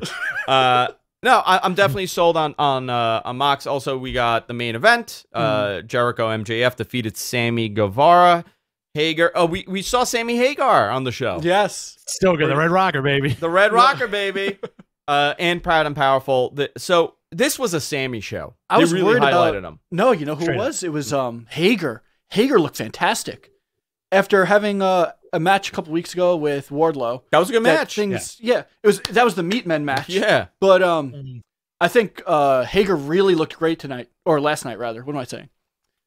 He hit all of his spots well. He had an energy and intensity. Passion. He's good. I like it. Yeah. I like it. But Sammy, former world champ. Former world champ that nobody cares about. Nobody remembers. Yeah, R.I.P. Yeah, unbelievable. All right, so who wants some news? Talk to us. All right, news time. Guys, before we continue, I want to remind everybody, subscribe to us. We're everywhere podcasts are available. Subscribe to the video podcasts. We're on F4W Online's YouTube account. You can check us out there. And, of course, on our own YouTube account, Matt Men Podcast on YouTube. Some big news. Next Sunday, we are doing our Matt Men Royal Rumble watch-along. But, Rich, where will this watch-along be? I do believe that the watch-along will be on F4W Online's YouTube with a modified format. Yes, we are working on the format for the watch-along. It's going to be on F4W Observer's YouTube account. It's a big show. Might as well do something big. We're going to have some guests call in, some special guests on the show. I think you may be joining us. Yeah, absolutely. We're going to do something cool with this. So that's a little bit of housekeeping right there. If you want to check it out, next Sunday, the 31st, not this Sunday coming up, but the following Sunday, we're going to be live on F4W's YouTube account doing our Matt Men watch-along. We're going to keep it a lot of fun. It's going to be a whole lot of fun. Dude, Rumble's my favorite show. Ridiculous. I know it is. I know it is. You know what? Can we, since it's the pandemic and we got to spice it up a little bit, let's make a Rumble betting pool to do live on air while we do the watch-along. Yeah, you want to do how do you want to do that? Because we would pick a number. That's how we would always do it. We pick a number, and that's fun 1 for through people 30. that don't even watch wrestling. Well, listen, Kyle, are you gonna join us? Are you gonna be in studio? Yeah, absolutely. Andrew, I may pop by for this. Okay, cool, Ooh. awesome. I may pop by for this, and if I pop by for this, and it's 3 of us, we each throw in a bunch of money. We each pick 10 numbers each. Okay, and whoever wins, whoever number wins, okay, all right, you get that pot. All right, let's do it. I want to see you in a hazmat suit. $600 buy. What do you want to do to buy-in? No. Let's do this seriously. Let's do this buy-in. You want to do $2 a piece? $2 what? $2 a number? $2 a number? Yeah, we can do that. Or you want to do $5 a number? $50? I would say if you split it, do like because you're saying you want to buy Josh all is the in. numbers. Josh is in on this, so all let's add him too. Let's do $5 a number. $5 a number? Yeah. All right. But you can't. I feel like it's better if you randomize it. No. What, the number picking? Put the numbers in a hat. And right, exactly. Yeah. You know, we each pick whatever. Because like you're gonna be like, oh, I'll give you $10 for that number 29. No. Randomized numbers. All in a hat. Who won the $300? It was Iaz, right? Coco won that year. I won. You won the first Shinsuke, year, right? Was that who I won with? You won like $300 the first time, and then Coco won the second one. Right. MG Geeks in too. So you know what? We'll do this. We're doing points. We're not doing money. There's no money exchange. We don't bet. We don't bet. We're just doing points. Yeah, just points. Rich isn't even coming anymore. Yeah, we're just doing points. I'm not going. I'm staying home. So we'll do like 5 points. Cash, baby. Yeah. We'll do 5 points. We'll talk about. We'll post this and we'll keep it with the inner circle of guys. Our inner circle. Yeah. So we're going to do that next week. We're going to have a lot of fun. That's going to be awesome. We'll be live there. We also have another show we're working on, Rich and I. We're working on another show. It's going to be a call-in style show. I'll give you a little bit of information in a couple of weeks once we finalize the format for that. Rich and we were planning on doing a watch-along for a Rumble this week. Richie, let me know when you want to record that for Patreon. Yeah, let's figure that out. We'll figure that out. What's the year? I don't know. We're going to figure that out. Right now, I think we're watching 97. Yeah. where you have Undertaker, Vader, Stone Cold Steve Austin, the fake Terry. Terry and Mick Foley are fighting on the outside right now, but you have the fake Diesel and somebody else in the ring. We did a few. I think we did like 3 last year. We got to look back to see which ones we've done already, because like my memory is shot when it comes to that stuff. And then like just do. I would prefer to do the older ones because they're 2 hours. Yeah, right. Yeah. No. Let's definitely do an older one. Up. Jonathan said do 99. I don't know if we've done 99, but we could definitely. We've done 99. You know what? We could do 2002. I don't think we did 2000. I don't think we did. When did Paul London die from like a Snitsky lariat? 08? Was that? Oh, no. Was that 06, 07, 08? Just murdered him. Oh. So we got a lot of stuff going on. Some news. Here we go. WrestleMania news. Last week we spoke about possibility of WrestleMania being 2 nights. This is right before the story came out, and if they're going to have a live audience. Now we got the answer. It's going to be in Tampa Bay. I did not know this wasn't official yet. I honestly thought this was officially announced, that they're still going to be in Raymond James Stadium. They're going to be April 10th and April 11th. So they moved WrestleMania by 10 days, 11 days. Wow. Right? Yeah. It was going to be the 29th. Right. Now it's going to be split amongst 2 nights. So here's what I'm hearing. This is going to be split amongst 3 hours. It's going to be 2 3-hour shows. They're looking at having 25,000 people in the building each night. They're most likely, what I'm hearing, they're going to do the process that the NFL's been doing. That's been pretty decent, where they're doing testing right on the spot. Okay. Listen, it's a lot of money. We got to remember, this is going to cost a lot of money, but it's WrestleMania. So if you're putting 25,000 people in the building, you got to do it in the right way. That's time. Yeah. So you're going to have to be tested. You're going to have to be, whatever, to go in there. You got about a couple months for this to do it. Strangely, and I found this to be very interesting, they also announced the next 2 WrestleManias. Dallas is getting WrestleMania 2022, 2022, which was probably going to be LA. Okay. Right? Because everything has moved up. But instead, they're going to Dallas because California said they don't plan on having any events till 2022. This was in peak pandemic. So I think they just decided that Dallas would be the safe bet because it's Texas. Right. And everything's They'll do anything open right now, yeah. So April 3rd, 2022, they're going back to Texas. This is a great time that you retire The Undertaker officially in that ring. Oh, it hasn't happened yet? All right. No, he is not officially. Okay. That's a Hall of Fame year for him. Right. They did a farewell, but not a retirement. Yeah. Okay. So if you're going to do it, that's when you do it, right? Yeah. You do it in Texas. You do it in his hometown. Interesting, he was on Rogan, which we'll talk about. Yeah. Right? Boy. Talking about Texas. Yep. He's a big Texas guy. Then they're going to LA at SoFi Stadium, April 2nd, 2023. There's no word if this is going to be 2 nights each show. There's a couple reasons that I've heard they've done 2 nights for this WrestleMania, right? One would be to fill in more people. Okay. Right? So now instead of having 25,000, now you've doubled it to 50,000 people. So you're going to get some of your money back. The other thing was that, I'm still trying to confirm this. I messaged a couple of people that would know that there's a curfew on how long these events could be. Ooh. And in Texas? No. Well, I'm talking about the Tampa one, right? Okay. I'm talking about this year. Right. There's still, you really shouldn't have an event like 6 hours. When you go into football, you're going for the game and then you're leaving. Right. You're not hanging out and going nuts. Right. So I think that might have been part of the reasoning also, on top of having more people and getting more from the gate. Right. You're gonna now do a second show and you're splitting the time, so you're doing a 3-hour cap or 3.5-hour cap instead of doing like 6-7 hours where everybody's there. Right. I don't know what's a better idea. Listen, they're doing whatever they're doing. So as a viewer, I think that's a really good idea. To do 2 nights. 2 nights. It's much easier. Intolerable to watch 9 hours of WrestleMania, Yeah. It just becomes a drag. So this is the next 2. Now the big question is WrestleMania 40. Where the hell do you do WrestleMania 40?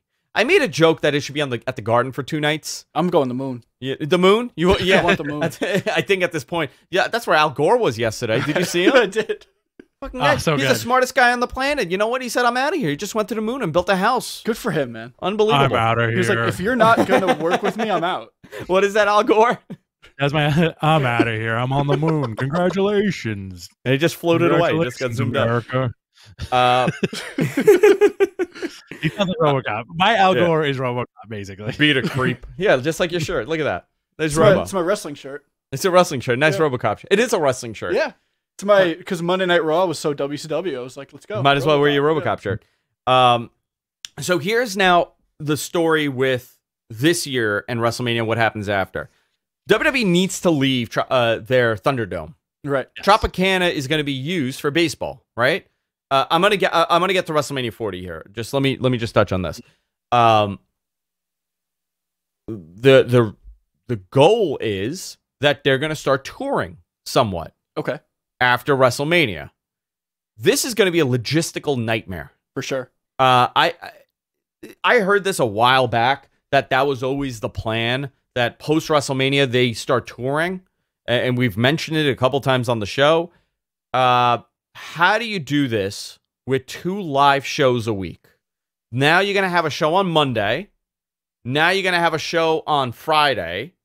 You have to have 2 separate schedules for travel, right? 2 separate screenings, 2 separate everything.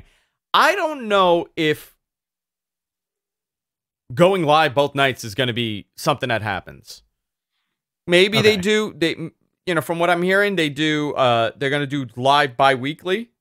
Okay. So they keep 2 weeks worth of TV or 3 weeks worth of TV at a taping, and then they move on from there. I think that would be the smart way to do it. Also, possibly helps them with the writing of consistency, right? Where you don't have time to kind of split everything up and rewrite shows.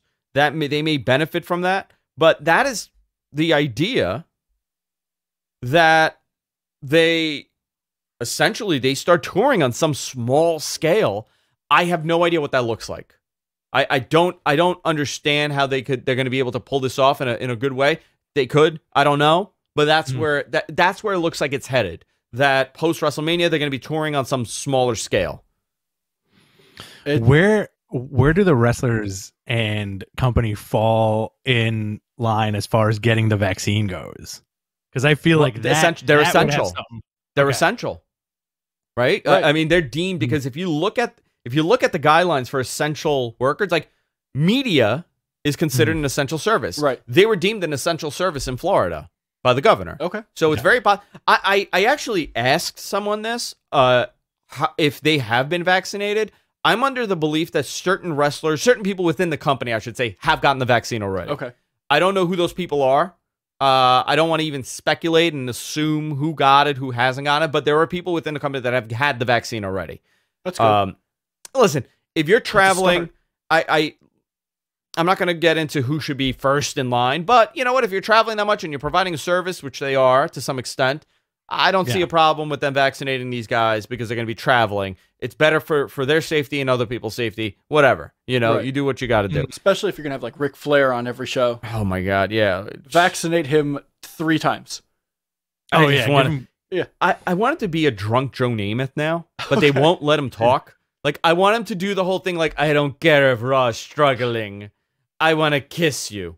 So they just won't let him talk at all? They won't let him talk at all. He's not allowed to talk. He does not speak. The best speaker in that company cannot speak. Is it the live mic thing? Yeah. Oh, yeah. Okay. What is he going to do? Oh, you don't know. Oh, you don't know. You know what? Will he pull off another one of those weird, am I in St. Louis? That was the best. He just went on the big man. You would just eat 10 steaks, and Hunter's like, oh my God, what is he talking about? Happening? What is happening? By the way, here comes The Rock in our 97 Rumble. Oh yeah. Oh, is this 98? Chainsaw. So that's the plan right now. But let's talk about WrestleMania 40. They did not announce WrestleMania 40. Okay. No. Where do you do WrestleMania 40? Do you do it in New York? Madison Square Garden. Yes. Listen, selfish. I know that they're not going to do it. Obviously, I think it's going to be Vegas. I think Vegas is the big one because then you could do this big, we're in Vegas, baby, WrestleMania 40. It's a big star-studded event, new arena, all this stuff. That's where it probably is going to be, but man, it would be cool to have it in New York. Yeah. 3 nights. New York has so many more restrictions. 5 nights straight, every night. Every night. Like Billy Joel. Just do a residency. Fine. I'm fine with that. Also, we're supposed to get a New Japan show in this year at the Garden. I think people forgot. Is that still happening? It got delayed till 2021. So that's something that's coming up that nobody's talking about. People have forgotten. I don't know if it's officially canceled, but it was delayed to 2021. And AEW has delayed their New Jersey show to September of 2021. Okay. In Newark. So Okay. a lot of some event news there. We're going to do our Q&A in a couple minutes. So guys, if you have a question, submit them. Let's talk about The Undertaker on Joe Rogan really quickly. Oh, man. I watched most of it, a little more than half, I should say. Okay. Yeah. Because I was trying to watch everything. It just looked at me and said, "Are you okay?" I said, I don't think I was ready to have Undertaker be a normal person. Right. Like, he's No. obviously not a normal person, It's right? like watching Santa Claus on Rogan. It really, that's exactly what I said. I said, it's like some great. guy takes his beard off. And he's like, dude, I've been Santa for the last 3,000 years. Right.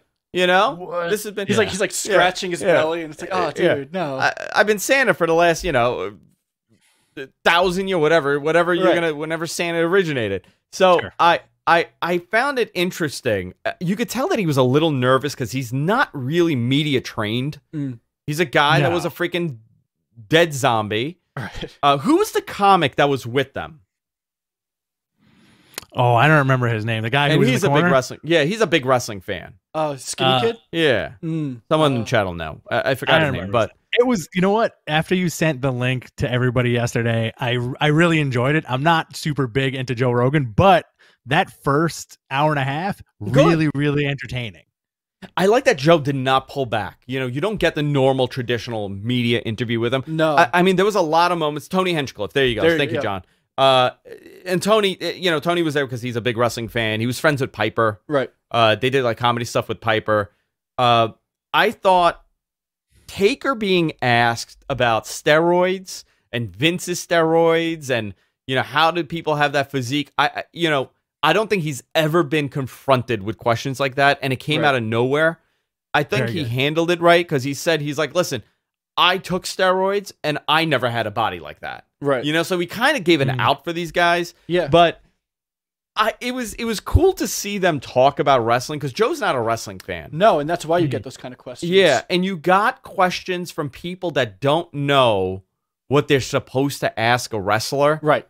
Because they haven't been kind of like, listen, kayfabe smarted up, not to ask a wrestler about steroids, not to ask them about, certain things. Right. But he doesn't know that. And that's not in Joe's bubble. No, it's not. And I think he did a great job with that. I haven't watched the second half. I got when they started talking about hunting, I just went back to AEW. Yeah. Because I just wanted to talking about elk and deer jerky and all that. But I'm going to watch it. I really, dude, I was hoping. I'm like, you know what? Now the Undertaker's a normal person. I really hoped at one point he was going to be like, hey, Jamie, give me that vial. And they just do DMT together.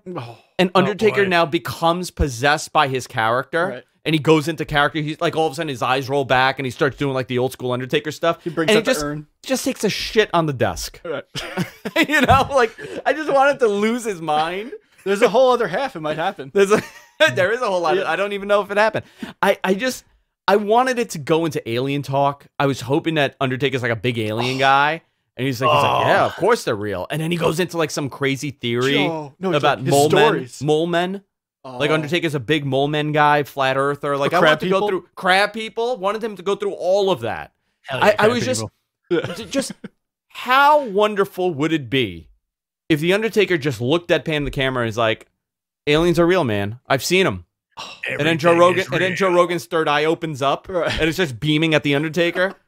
It's whatever was in the urn is now in Joe Rogan's mind. You're making what the reality of the episode is less enjoyable for me now because I want that to happen 100%. so bad. It doesn't. You know what happens? Joe Rogan breaks his chops about steroids, and Undertaker's like, well, you had to be big. You had that was pretty much it. Like again, like Andrew said, you got to hand it to Undertaker for handling it as well as he did because it's not. He had to get rid of the kayfabe and be like, it's 2021. All right, I could talk about this stuff. And he addressed it in the fact that he was like, we didn't have to be that big, but that was the thing where you had to be over 300 pounds. You had to be as big as effing possible.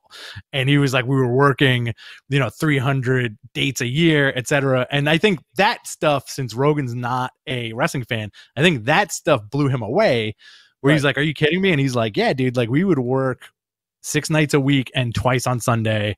we would be touring, we're doing house shows, we're doing this and that. So you had to do pills, you had to drink, you had to do all this other stuff. Because they talked about like the longevity he had in the business, you know. Well, and the also other thing like, was, go ahead, Rich. Sorry, I was gonna say also like Taker, and he did say that he was doing some gas or whatever at some point in his career, but he never looked like like a bloated, like steroid dude. Mm-hmm. Yeah. No, well, they were busting on Braun Strowman and how physically impressive he is. But you know what was interesting? I'm curious if Taker's going to do more of this, and I was shocked that WWE promoted this. Right. Like, did they hear this interview No. before promoting it on a WWE channel? I would be shocked if this was not reviewed. I think they looked at the numbers for Rogan and they said, I know, but I don't think like, they've ever. It was listen. You want to talk about? It was a compromising position for the WWE. That interview was a compromising position because it reinvigorated a conversation that nobody talks about. Right. Listen, and here's the thing. Joe's response was, "Listen, I don't give a shit. Nobody's testing Arnold Schwarzenegger or Sly Stallone when he's filming a movie. So what difference does it make? Because Joe doesn't see it as a sport. He sees it as entertainment. So, and also the word steroid, and I'm shocked Joe didn't. Joe was using the word steroid. Right. I don't believe anybody in that company is on a traditional anabolic steroid of the 80s. Yeah. I don't believe that. No, like, that's not 40-year-old steroids? Hell no. I don't think guys are doing cycles of D-ball. Right. There's so much better ways of getting testosterone and getting larger. Yeah. That's not a thing. So when Undertaker is saying like, no, these guys are tested and like I've done piss tests, they're not on steroids. I don't necessarily think he's not being honest. I think he is being truthful as far as he understands. I think if you have 100 wrestlers in that roster, I would say maybe one guy would do it, but it's not a thing that's done. And the way that we look at steroids, it's testosterone, which I've done TRT, right? HCG even, right? Because it shreds you. I don't think HGH, you know, any kind of growth, any kind of testosterone replacement, hormonal therapy, that's not considered a steroid, and you have a prescription for it. And as long as you have a prescription, you're fine.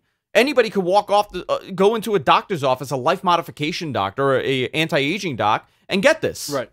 It's not this illegal thing. And let me tell you, a lot of professional athletes, they're on it too. Yeah. I've told people the trick before on how people get on this at an early age. They don't use it, then they use it later on. That's the trick in baseball. You get a prescription when you're in your 20s because you have a terrible sex life and you're tired and you're depressed, and you don't take it because you want to keep your testosterone levels at a baseline. You know what your baseline is, and then you take it when things start going down. Gotcha. That's the trick. So I think he was being somewhat truthful. The thing that people grabbed onto was the fact that Undertaker said he works 270 nights a year. And people are like, never in his life did he work that. Why exaggerate it? Why elaborate? I don't think Undertaker ever worked he never had 270 matches in a year, but you got to put the travel in, you got to put meetings in, you got to put not going home. Right. I was going to say, do you think he was there? He was there. Yeah. Yeah. Okay. He was on the road. Yeah, you're on the road. You know, you're right. I would, if you ask me how many days do I work, you know, if I'm traveling, I'm going to count that as my days working. Sure. I'm not going to say, well, I worked less today, so I'm not going to count it. These guys are on the road. It's not an easy life. A lot of people are infatuated with that. Hogan, I think, at one point said he used to work 400 nights a year. 400. Yeah. He used to wrestle 400 nights a year. And I'm like, even if he did doubles, it would never be that number. Listen, Hulk Hogan worked 450 days a year, but Terry Bollea, 20. Listen, Poppy, I'm on a 400-day calendar. The interesting thing that Undertaker did say was when he talked about the testing, he was like, well, if anybody's not going to get tested, it should be me. But guess what? I got tested. So that means everybody else is getting tested, which is kind of like, that is cold logic right there. That is true. You know, I think Taker at one point, let's say a year or two after he debuted, for sure that dude was working every night, you know, different times.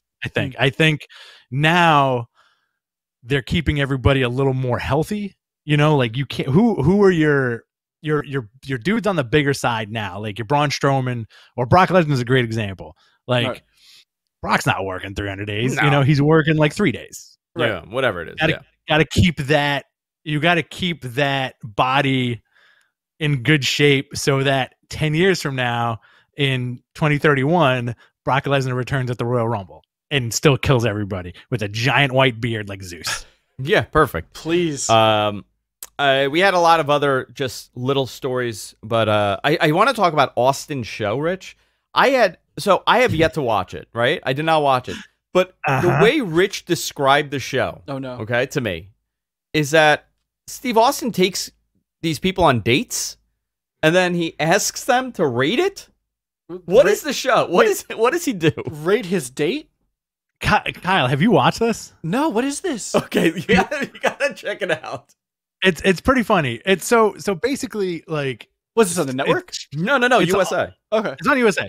So after Raw, like this is season 2, I think. It's entertaining as fuck because it's Stone Cold, right? But what he does is like he takes somebody he likes and he sets up like a really nice day with them, and he talks about their career and how much special. it is and how much they like each other. Like for example, Monday night it was him and Ice-T, the rapper, not the beverage. And he was like, all right, I'm going to hanging out with Ice-T today. We're going to go to LA. We're going to go down Crenshaw. We're going to get some donuts. We're going to go to the shooting range. And I'm like, yo, this is a nice day. Right. This is a very lovely day. And what an odd couple. What a bizarre Tinder match. For a second, I thought it was just going to be like Stone Cold takes just like a guy, like a fan. Like, oh, we're going to go to the shooting range. All right, kiddo. Go on, Rich. Tell me about this. So he takes Ice-T on this, like, or whoever it is, on this really nice day. They get to know each other, and then at the end, he's basically like, "Did you have fun?" And in my head, he's saying like, "So what do you think? Would you date me?" And it's an oddball premise, but it makes me laugh so hard because he's such a genuine, good-natured guy. I want to watch Let's Date Stone Cold. Oh my god. I need to watch who else does he go on dates with? You told me Ice-T, and I just envisioned Ice-T such like a bizarre person because what would they hang out about? What would they talk about? I don't know. He talked about his Law and time Order on TV. They talked about Law and Order. They talked about growing up in a bad neighborhood, getting in trouble, what made Ice-T become a rapper, and then just like guys who came up around the same time period. I'm gonna look it up right now and see Baker who's Mayfield been on is it. one. Baker Mayfield. I want to see Steve Jerry O. Seinfeld. Steve. Oh my god. I want Jerry him. Seinfeld like no sell Stone Cold. Be like, yeah, you know, the wrestling. What's that? What is that? Is that your Jerry Seinfeld? Yeah, that's what. Yeah. Do it again. All my impressions let are me, shit. let me, by the way. let me hear your Seinfeld. Yeah. The wrestling. Yeah. What's that? You do that? That's actually not a terrible one. Not a terrible Seinfeld. Yeah. Last year, Rob Riggle, Sal Vulcano, Baker Mayfield, Becky Lynch, Gabriel Iglesias, Trace Adkins, and Dale Earnhardt Jr. Yeah, a lot of people. And then this year, has been going on for a while. That was season 1. Last season. Season 2 is Now the next episode is gonna be Tiffany Haddish, and he had Luke Combs and Ice-T on already, and the rest are to be announced. And I'm thinking like it's good. Like I have a feeling at least 2 of these are going to be completely bonkers people, like Mario Cuomo or something. Andrew Cuomo. Andrew Cuomo, yeah, Andrew Cuomo. You know, Was it like to be the governor of New York City? No, let me tell you. Let me explain to you. What do I mean by this? What do you say? What do I mean by this? that's my Cuomo. That's your Cuomo. Yeah. What do I mean by this? What do I say? We've firmly established, and it's funny that how in the last few weeks since we've been under the Observer banner, we've really ramped up our terrible impressions of everybody. Yeah. I'll only help with that because all of them are shit. They're all terrible. I got no good impression, man. I have a couple. I rarely use it. If I'm drunk, I can do Eddie Vedder. And it's really good, I bet, when you're drunk. It's amazing. The best. Somebody got up from a bar and hugged me because I did karaoke for Vedder. And you probably sounded nothing like him. No, that was the only thing I could do. Q&A time, boys and girls. Let's do it. Let's do Madman karaoke. Oh, please. Kyle. Get Kyle. Yeah. Guys, Q&A time. Submit your questions in the chat, and we're going to do our best to answer them. A little bit of housekeeping also. Like I said, watch along will be on F4W Online's YouTube account. Also, we are now on TikTok, boys and girls. Hey. Matt Meant Pro Wrestling on TikTok. Go and check us out. Follow us. Jonathan in our chat room has been making these videos and he's posting. I'm sure he's going to have a couple from today. Submit your, follow us there and also submit your questions. What do we have here? All right, let's take a look here. We got a good one. John Gorman, do you see a scenario? I'm going to read everybody's names like with a lot of vitriol. John Gorman asks, do you see a scenario where the Bucks try to get Hangman back to feud with Kenny and the Good Brothers? Ooh. I think that would be perfect. That'd be great. I mean, make it like a 3-on-3 thing. I think you have to have the Darkwater turn on Hangman to make that work, though. Or that goes away. Or you think he just leaves and like I don't know. And they cry a little bit, then they're over He's it? in a weird limbo right now. So and obviously the program's going to go back to Kenny. Right. So might as well do that. Great three. That'll be an awesome 3-on-3. Yeah. They'll say they have a mystery partner, and then here comes Hangman, and he maybe gets the win over Kenny, and then you set up that match. Yeah. You have a title for the Bucks and Gallows and Anderson, and then you have it for the AEW title. What if you have it for both titles? What if the Impact title is only being defended and Hangman's the Impact champion? Ooh. Oh my God. I want to see that happen. You just made me flip my lid. Right. Yeah, it might be cool. Let's see. In like a year and a half, I would love that. I want Kenny to hold that belt for a bit. I do too. But I think this title run is so different than what people envisioned. Yeah, for sure. And it's working. Whatever it is, it's working. But it's so different than the idea that Kenny Omega from Japan comes over and he has these 5-star matches and that's all he does and he becomes the AEW champion until someone beats him. I'm glad that they didn't go that path, even though last year they waited too long with Kenny, and throughout 2020 they waited too long with Kenny. So now is the moment. Now we have it. Now is the moment. I think that's right. That's the way to do it, right? Definitely something different and interesting with Kenny. Yeah. Do you think I got a question for both of you guys? Sure. Do you think Kenny, because we talked about those title reigns, right? That 16-time epic title reign. Do you think a guy like Kenny in the next 5 years could rack up that many titles? How old is? I think he's too old to be able to do that now. Yeah, I think he's. I think the company's also too new. You don't want to bounce the title around like that. Yeah, I mean, he's born. He's a year young. Yeah. Right. He's the mega champion in AAA. He could be Impact. He's the AEW champion. He could lose and gain whatever belts that they have, especially with not talking about WWE, but is there a situation where Kenny becomes the NWA champion? If he's collecting these belts and that relationship is also moving forward. I don't know if you would do like a collective thing where you say, all these belts rack up to it, because then Lawler's like a 55-time world champion and Flair's, a 60-time world champion. Okay. I don't think they're going to do that, but it's interesting to think about the lineage of AEW, years from now. Yeah. And where they head with this. I think you could have like 3 or 4 of these. Yeah. I think it is interesting that Cody's story maybe that he never holds the title until it's time for him to retire. That's an interesting story to me, that he promised he's never going to challenge for the world championship. He did it early on in AEW's history, and then now we're like 3, 4, 5 years in, he's winding down and he wants that shot at the title. I think that'll make for a really awesome, comeuppance story. Right. Eventually. Okay. That's all I had. Next question? Yeah. All right, from Crown Wolf. Jesus.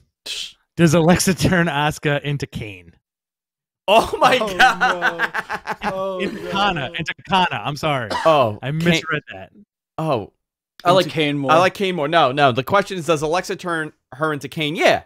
Let's do it. Oh, no. Burn her and then have her come out like Kane. Man, we've been talking about these spooky gimmicks. You love spooky gimmicks? You're over spooky gimmicks. I'm over it. Yeah. I'm into it. And I'm a huge horror fan, man. Yeah. And I can't do it. You're over it. Everybody's got a spooky gimmick, and it's like the commentary doesn't even know how to sell it anymore because they don't know if they should. Because you have new viewers coming in, and you're like, are we trying to tell people that there's zombies? Like, You know what, though? That's actually an interesting way you put it. There's new viewers coming in. So for the wrestling fan, The Undertaker, for example, is a totally acceptable character. Right. Kane is a totally acceptable character because we've been conditioned to know. We grew up with Santa Claus. We grew up with Santa Claus. But if you introduce Santa Claus as a concept now, you'd be like, you're off your rocker. You're telling me that this man travels the world? Right. And he's been doing it all this time? He's been doing it this whole time? And who the hell's making these toys? Yes. It's the elves. Kyle, I have a question. I have 2 questions for you. Hit me. One, since you were in the business, were you a steroid guy? No, I wasn't. He wanted to, though. It was just like too confusing to find how to do it, you know? And then I felt like I would fuck it up, you know? What do you mean? You didn't go into I know the locker rooms you were in. You just never went in there? I just never asked anybody about it. And I was like, I don't know who to ask, and I'm not going to. Like I'm going to get a whole suitcase, and I'm going to OD in like 2 days, you know? I got it. You would have taken all the steroids. Yeah. Yeah. Just right into the jugular. Until you're full. Until you're full. Question number 2, Kyle. You're a big horror guy, right? Of course. What is, in your opinion, the best horror gimmick of a wrestler that's not the Undertaker? Oh, God. Man, that's so Kane hard. doesn't count either. Kane doesn't count either? No. He's part of the Undertaker allure. Okay, fair. So it would have to be after that. No, you know what? We're going Papa Shango. Papa Shango. Yeah. Because there's something mystical about that. No, I'm not going Boogeyman because is Jake Boogeyman? Roberts a horror character? Mm-hmm. He could be like a Cape Fear, De Niro kind of thing. Yeah, that could work. Jake Roberts is a horror character. I would say Jake Roberts. Yeah, that works. Original Mankind. Yeah. Oh, yeah, Boiler Room guy. Yeah, that would have been like a Black Christmas kind of thing where like some maniac just sneaks up into a frat house or sorority house and like just was hanging out in the attic, you know? That could have been Mankind. Mick would have done great with that. What else do we have? Next question. We got a lot of questions, by the way. Okay. Large 23. Any word on the WWE Network tier system? I said that weird. It was supposed to be implemented last year, but COVID stopped that. They decided not to go through all the fundamental changes in order to do the tier because you're in the middle of a pandemic. Can you justify charging $14.99 a month and pissing people off? Right. Pissing people off. So I think it's delayed right now. The concept was to add, I mean, listen, they have Evolve content on there that they slowed down. They have, who else do they have on there? ICW that they slowed down.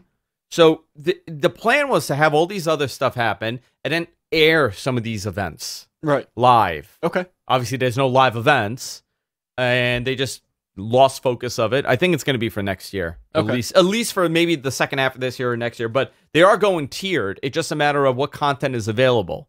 Right now, it's going to be easy to grab up content because, listen, Evolve is folded.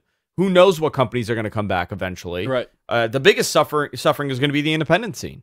Yeah. Because you have no idea when these events are going to be able to be done, and they don't have the pull to go to a state and say, listen, we're doing testing, we're doing this, we're doing that. I know GCW is running shows. I know there's a couple shows here and there happening, but nothing on a scale that we had. Yeah. Does that answer your question? It was my question, but I'm sure it answers. Largest question. Large 23. Corey Richmond asks, WrestleMania 42 venues, Yankee Stadium and Citi Field? I don't know. I don't think so. Well, no, they have the same problem that they've always had with baseball stadiums. It's the MLB schedule. Citi Field, they could have done for the last, when the last time they were in New York, but the MLB schedule couldn't be modified. I think they need like 10 days to be able to use a building like that. They need 10 days for everything to assemble, take apart, and be done. They didn't have 10 days. I think they had like 8 days. So in most baseball stadiums, they have about 7 to 9 days. So unless they get something pre-approved, I don't think that's going to happen. Also, we have a weird thing here in New York where it's limited how many times Yankee Stadium and Citi Field could run baseball games on the same night. Okay. Generally, they're not at home that often. And it has something to do with the traffic situation here in the city. If you have 40,000 people going to 2 different parts of the city, that's 80,000 people traveling. That's really, not going to one place.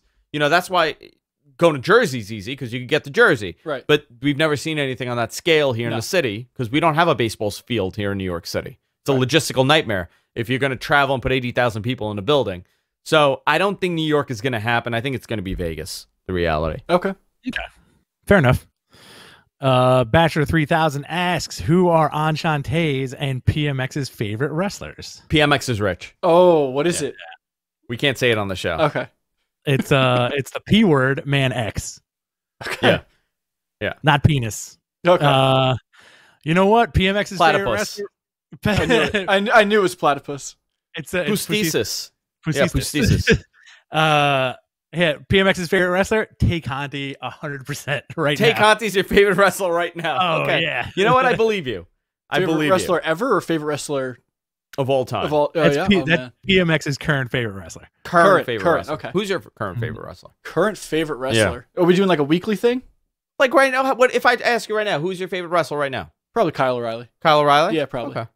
I like the mat work. I like Roman technical Reigns. wrestling. Mine is Roman Reigns right Yeah. now. People are going to think I'm nuts. No, I respect I'm it. very much enjoying it.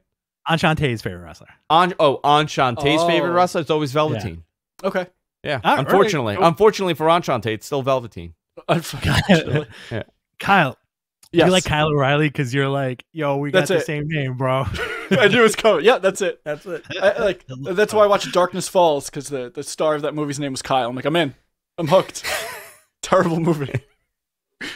All right. Let's see. Derek, our old friend Derek, asks, world's biggest Matt Riddle fan also. Are AEW and Impact doing a better invasion angle than when the WWE did it? So, you guys triggered me right now with this invasion God. talk. We mentioned Miro. We are. No, I have a different. I get triggered by invasion also. Okay. If anybody says invasion, it brings up. I spent like 3 years of the show booking the invasion angle every week, Okay. and I still can't get to a good point. It's impossible. Interesting. I don't know. I wouldn't consider this like a full invasion, but you wanted the best invasion angle was probably ROH and CZW. For sure. That was probably one of the best invasion angles ever done, and all the credit goes to Jim Cornette on that. Really? He was really, he was a real instrumental part in making that work well. It was so bizarre to say. Which is funny because his only on-screen role in that was with Zandig. And so they did a debate where nobody knew any rules. Yeah. And it was just really weird. They were just yelling at each other. And When then you the said segment was Zandig, over. I thought Glenn Danzig. Yeah. With all of the misfits. All the misfits versus there. Jim Cornette. Yeah. Yeah. I don't know where they're going with this invasion, but by the way, we're 20 years into the history of the invasion angle, starting in March, you know? Like that. I think Rich and I should do something for that. Ooh. You want to do something like that, Rich? Yeah, We just do like a quick summary of the invasion because it was such a pivotal moment in pro wrestling. It was the end of WCW, it was the end of that war. WWE won, and you were left with your, holding your dick in your hand, not knowing what the hell to do because all you got, like, we were like a minute away from Scotty Riggs being the main guy in the invasion angle. Nobody really came over. You had that monstrous thing with DDP, unfortunately, where he was a sexual predator. But he really didn't, I mean, he was stalking this woman, stalking Undertaker's wife. So, and then you got these terrible, it was just not good. I don't think it could have ever been good. It would be fascinating to study what went wrong. Like use string. And everything went wrong because it would have never worked. It would have never worked. You did not have Bischoff. You did not have Hogan. You did not have Nash. You had no Goldberg, no Sting, nothing. But you didn't put anybody over from another company at all. I got to tell you, one person that benefited from the flop of the invasion was Booker T. Yes. Because he was so far ahead everybody. But I think people forget that if you go back 20 years, because I went down, I found a message board. It wasn't like the WrestleZone message, but I went down because I wanted to see what people were saying then, and I found an archive message board. And all it was how terrible Booker T is in the ring. And how bad he is, and nobody could run the ropes. Nobody knows how to work that ring. Right. There's missed spots. There's miscues. Nobody knows how to, where they are. The ring presence is off. And that was the complaint everywhere. Wow. And I don't remember Booker T being, people saying that he was bad. I have no memory of that. This is the first time I've seen it, but it was unanimous. It was oh my God, I can't believe how bad Booker T is next to the WWE guys. Weird. Do you remember that, Rich? where people were complaining for Booker T. I know that he hurt Austin that first night. I don't know if it had to do with that, but I found it interesting because I don't remember ever looking at Booker T be like, this guy's not good. No, I don't know never either. He's Booker T is interesting. I feel like we can do like a special episode on Booker T because I feel like at that time he was that WCW guy that didn't know how to quit, and he knew that he wasn't going to be handed anything. So he really fought for it to get into that WWE system and make an even bigger name for himself compared to like the guys they got, like Buff Bagwell, perfect example, right? That flop of a Monday night main event where we hear these stories still 20 years later where like his mother was involved. He was dealing with injuries, quote unquote. And, that WWE system wasn't built for a guy like that to come in and kind of like have carte blanche with an attitude, pay scale, etc. Booker T always seemed like he worked, and arguably his best stuff was in WWE. Yeah, I would definitely say so. Yeah. I don't want to go over 2 hours, Rich. Do you want to do rapid fire on these? Because we have like 5 minutes left. Oh, no. Yeah, dude. Let's do rapid fire. Okay. Should the spirit of the Fiend come back as a new character or stay as like a Jason Michael Myers type? Say that again. I got to read this while you say. Should the spirit of the Fiend come back as a new character or stay as Jason? I want to stay as Jason and Mike Myers. Same here. No more spooky gimmicks. By the way, Michael with a question. $5 donation. Drop in a 5 spot for the boys. Thank you, Michael. I think he should always be a spooky character. I think it's fine to have that big monster that you can't kill. It scares me when you have a wrestler that won't sell. Like, what do you do with that on your roster? It's so hard. It's so hard. But listen, you want to talk about a company that's able to produce it? It's WWE. They always have monsters that can't sell, that don't sell. Can't sell also. There's a ton of those, but they're very good at making that happen. I'm not that concerned about the Fiend not selling. I'm more concerned with every time you put the title on him, you have to make him look so stupid when he drops that title. Yeah. But his matches aren't going to be... I've never found his matches to be anything... I think the character works a lot better. We got to also remember, Undertaker did not have a lot of good matches until about 96, 97. Yeah, true. Until, Scott Hall punched him in the face and told him to sell. Right. This like 94, 95. But he really came in his own with Bret Hart and Shawn Michaels. Right. So if you give that opponent to Bray, I think he'll have those really good matches. It'll motivate him. But if you're having him, just his gimmick is that he wrestles in fire and you can't kill him, you got to give him a little bit more. I want him to do a dive. Fiend dives? Fiend dive. I wanted to do a dive. What do you call it? Okay. The Fiend flop. The Fiend flop. Oh, I like it. A Fiend flop. I thought we were doing rapid fire. Okay, rapid go. fire. Sorry. Go. You took like 20 minutes. Dude, I'm so sorry. Let's go. Rapid fire. All right. With WrestleMania being in Dallas in 2022, do you think Rock versus Roman makes the most sense to try and get 100K plus in that building? 100%. Yes. Yes. Absolutely. Dave D asks, what's good with the Matt Men OnlyFans? It's going to be a lot of wholesome topless photos of us. Just wholesome. Nothing bad. Like, we're covering nips. You don't even see it, but like Rich is holding me. He's embracing me. We're doing the pregnancy photo where like I'm holding his belly. Yeah. And then he's doing the Janet same Jackson. Can we do the Janet Jackson photo? Yeah. We're going to do that too. Be the best. All right. Why didn't RoboCop ever win the title? Such a disappointment. The 1993 RoboCop in WCW would have been perfect for a title run. Him and Flair. How does Flair put a figure 4 on him? He can't. Sting hyped him up. It was going to be great. I want to see him on the floor and start malfunctioning like this. That's how he sells. He sells like this. Yeah. Ow! Don't work my leg. Yeah, that's it. Yeah. All right. When will the WrestleMania takeover event take place this year? The Friday before Mania? ? No, not a Friday because there's wrestling on Friday. Right, the Smackdown. Right. So it would have to be on Saturday. What did they do that year? Didn't we have this happen already or no? No, we didn't. We didn't have it happen because it was going to happen this year, where WrestleMania. Friday was interfering in WrestleMania. So what did they do? I don't know. There was no NXT. No, it doesn't matter. I think what they're going to do is put Thursday. It got canceled according to Mr. Canceled. Gonzo. Oh, okay. Well, it got canceled because of COVID. Right. But Right. if they're going to do, maybe they do a Hall of Fame on Thursday. They do Friday for SmackDown, Saturday for NXT, and then Sunday for WrestleMania. That could work. I don't know what they're going to do this year. I have no clue where this is falling this year. Not a clue. Okay.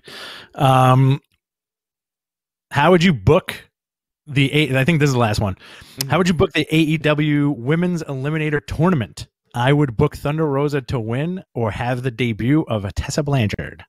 Ooh. Tessa's a very interesting name. Everybody's talking about her. No one knows where she's going, but she did follow a lot of WWE people recently. There was somebody else that just did that too. Who was that? Who just followed a whole bunch of WWE people? I don't know. Forgot who that. Marty did. Really? Yeah, but Marty's friends with all of them. Yeah. That's Marty's not friends with all surprising. those guys. Like, they're going to be the only ones that are going to touch him right now. I've been saying this for a while, but I think Marty's always been destined to go to WWE since All Out. Sure. He would fit right at home at NXT. Let me just say, I think since All Out, Marty's been destined to go to WWE. If he was going to AEW, he would have gone. There's a reason why he didn't go. Yeah. Just saying. Okay. You think there's little heat ski between the guys? There's something. Those are your best buds. You travel up and down the road. Why did you not go to their new company where you would definitely be a star? Right. It's very interesting how I'll go by BTE, right? Yeah. And just like the podcasting stuff that you hear these guys talk about, the two guys that they have not mentioned, Flip Gordon and Marty. Yeah. So it's very like that whole thing is very weird. They still like have talked about Gallows and Anderson over the last year and a half, right? And Gallows and Anderson have talked about the Bucks because they're like, yeah, we're buddies. It doesn't matter that we effed up, we signed with somebody else. So they still mention Ibushi also, though. Yeah, they do mention Ibushi. Yeah. And so it's very fascinating how Marty kind of just looks like from a fan's perspective, looks like he got swept under the rug as far as those guys go. Yeah. But also imagine the entrance he would have on an NXT show. Sure. In front of a crowd? In front of a crowd, or like look at what they did for Killer Cross, and he never had a crowd. Right. In WWE, right? I think for Marty, they can come up with something completely insane, and they would take that like Plague Doctor visual up to the next level. Yeah. Okay. Not bad. I'm into that. Yeah, definitely. Yeah. Was that the last one?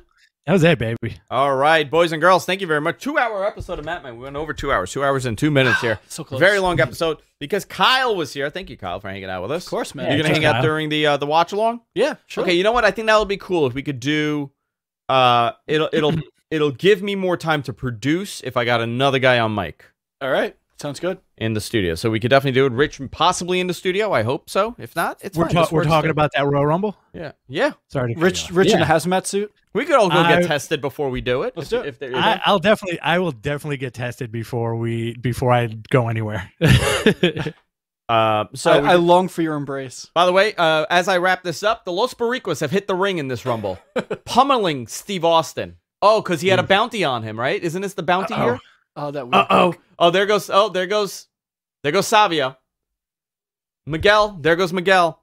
All right, guys, deeply appreciate it. Subscribe to us again. We're everywhere podcasts are available. New shirts going up on Pro Wrestling Tees, prowrestlingtees.com/Mattmen Podcast. I got the Mattmen shirt on, the original Mattmen shirt on right now. We got a whole bunch of stuff going to be added there. Jonathan been doing a lot of graphics work. Thank you to Jonathan. Thank you to MG Geek. Thank you to Suncast, all our producers. What was that, Suncast? You got it. There you go. And we'll see you all next time. Take care. Later. Oh, actually, do you have a plug before I wrap it up? You can follow. Sorry, man. No, all good. You can follow my horror podcasts with me and my lady at Top Cult, Instagram /Top Cult, and YouTube /Top Cult. We talk about all the horror things. Awesome. And that's it, guys. We'll see you all next time. Bye-bye for now.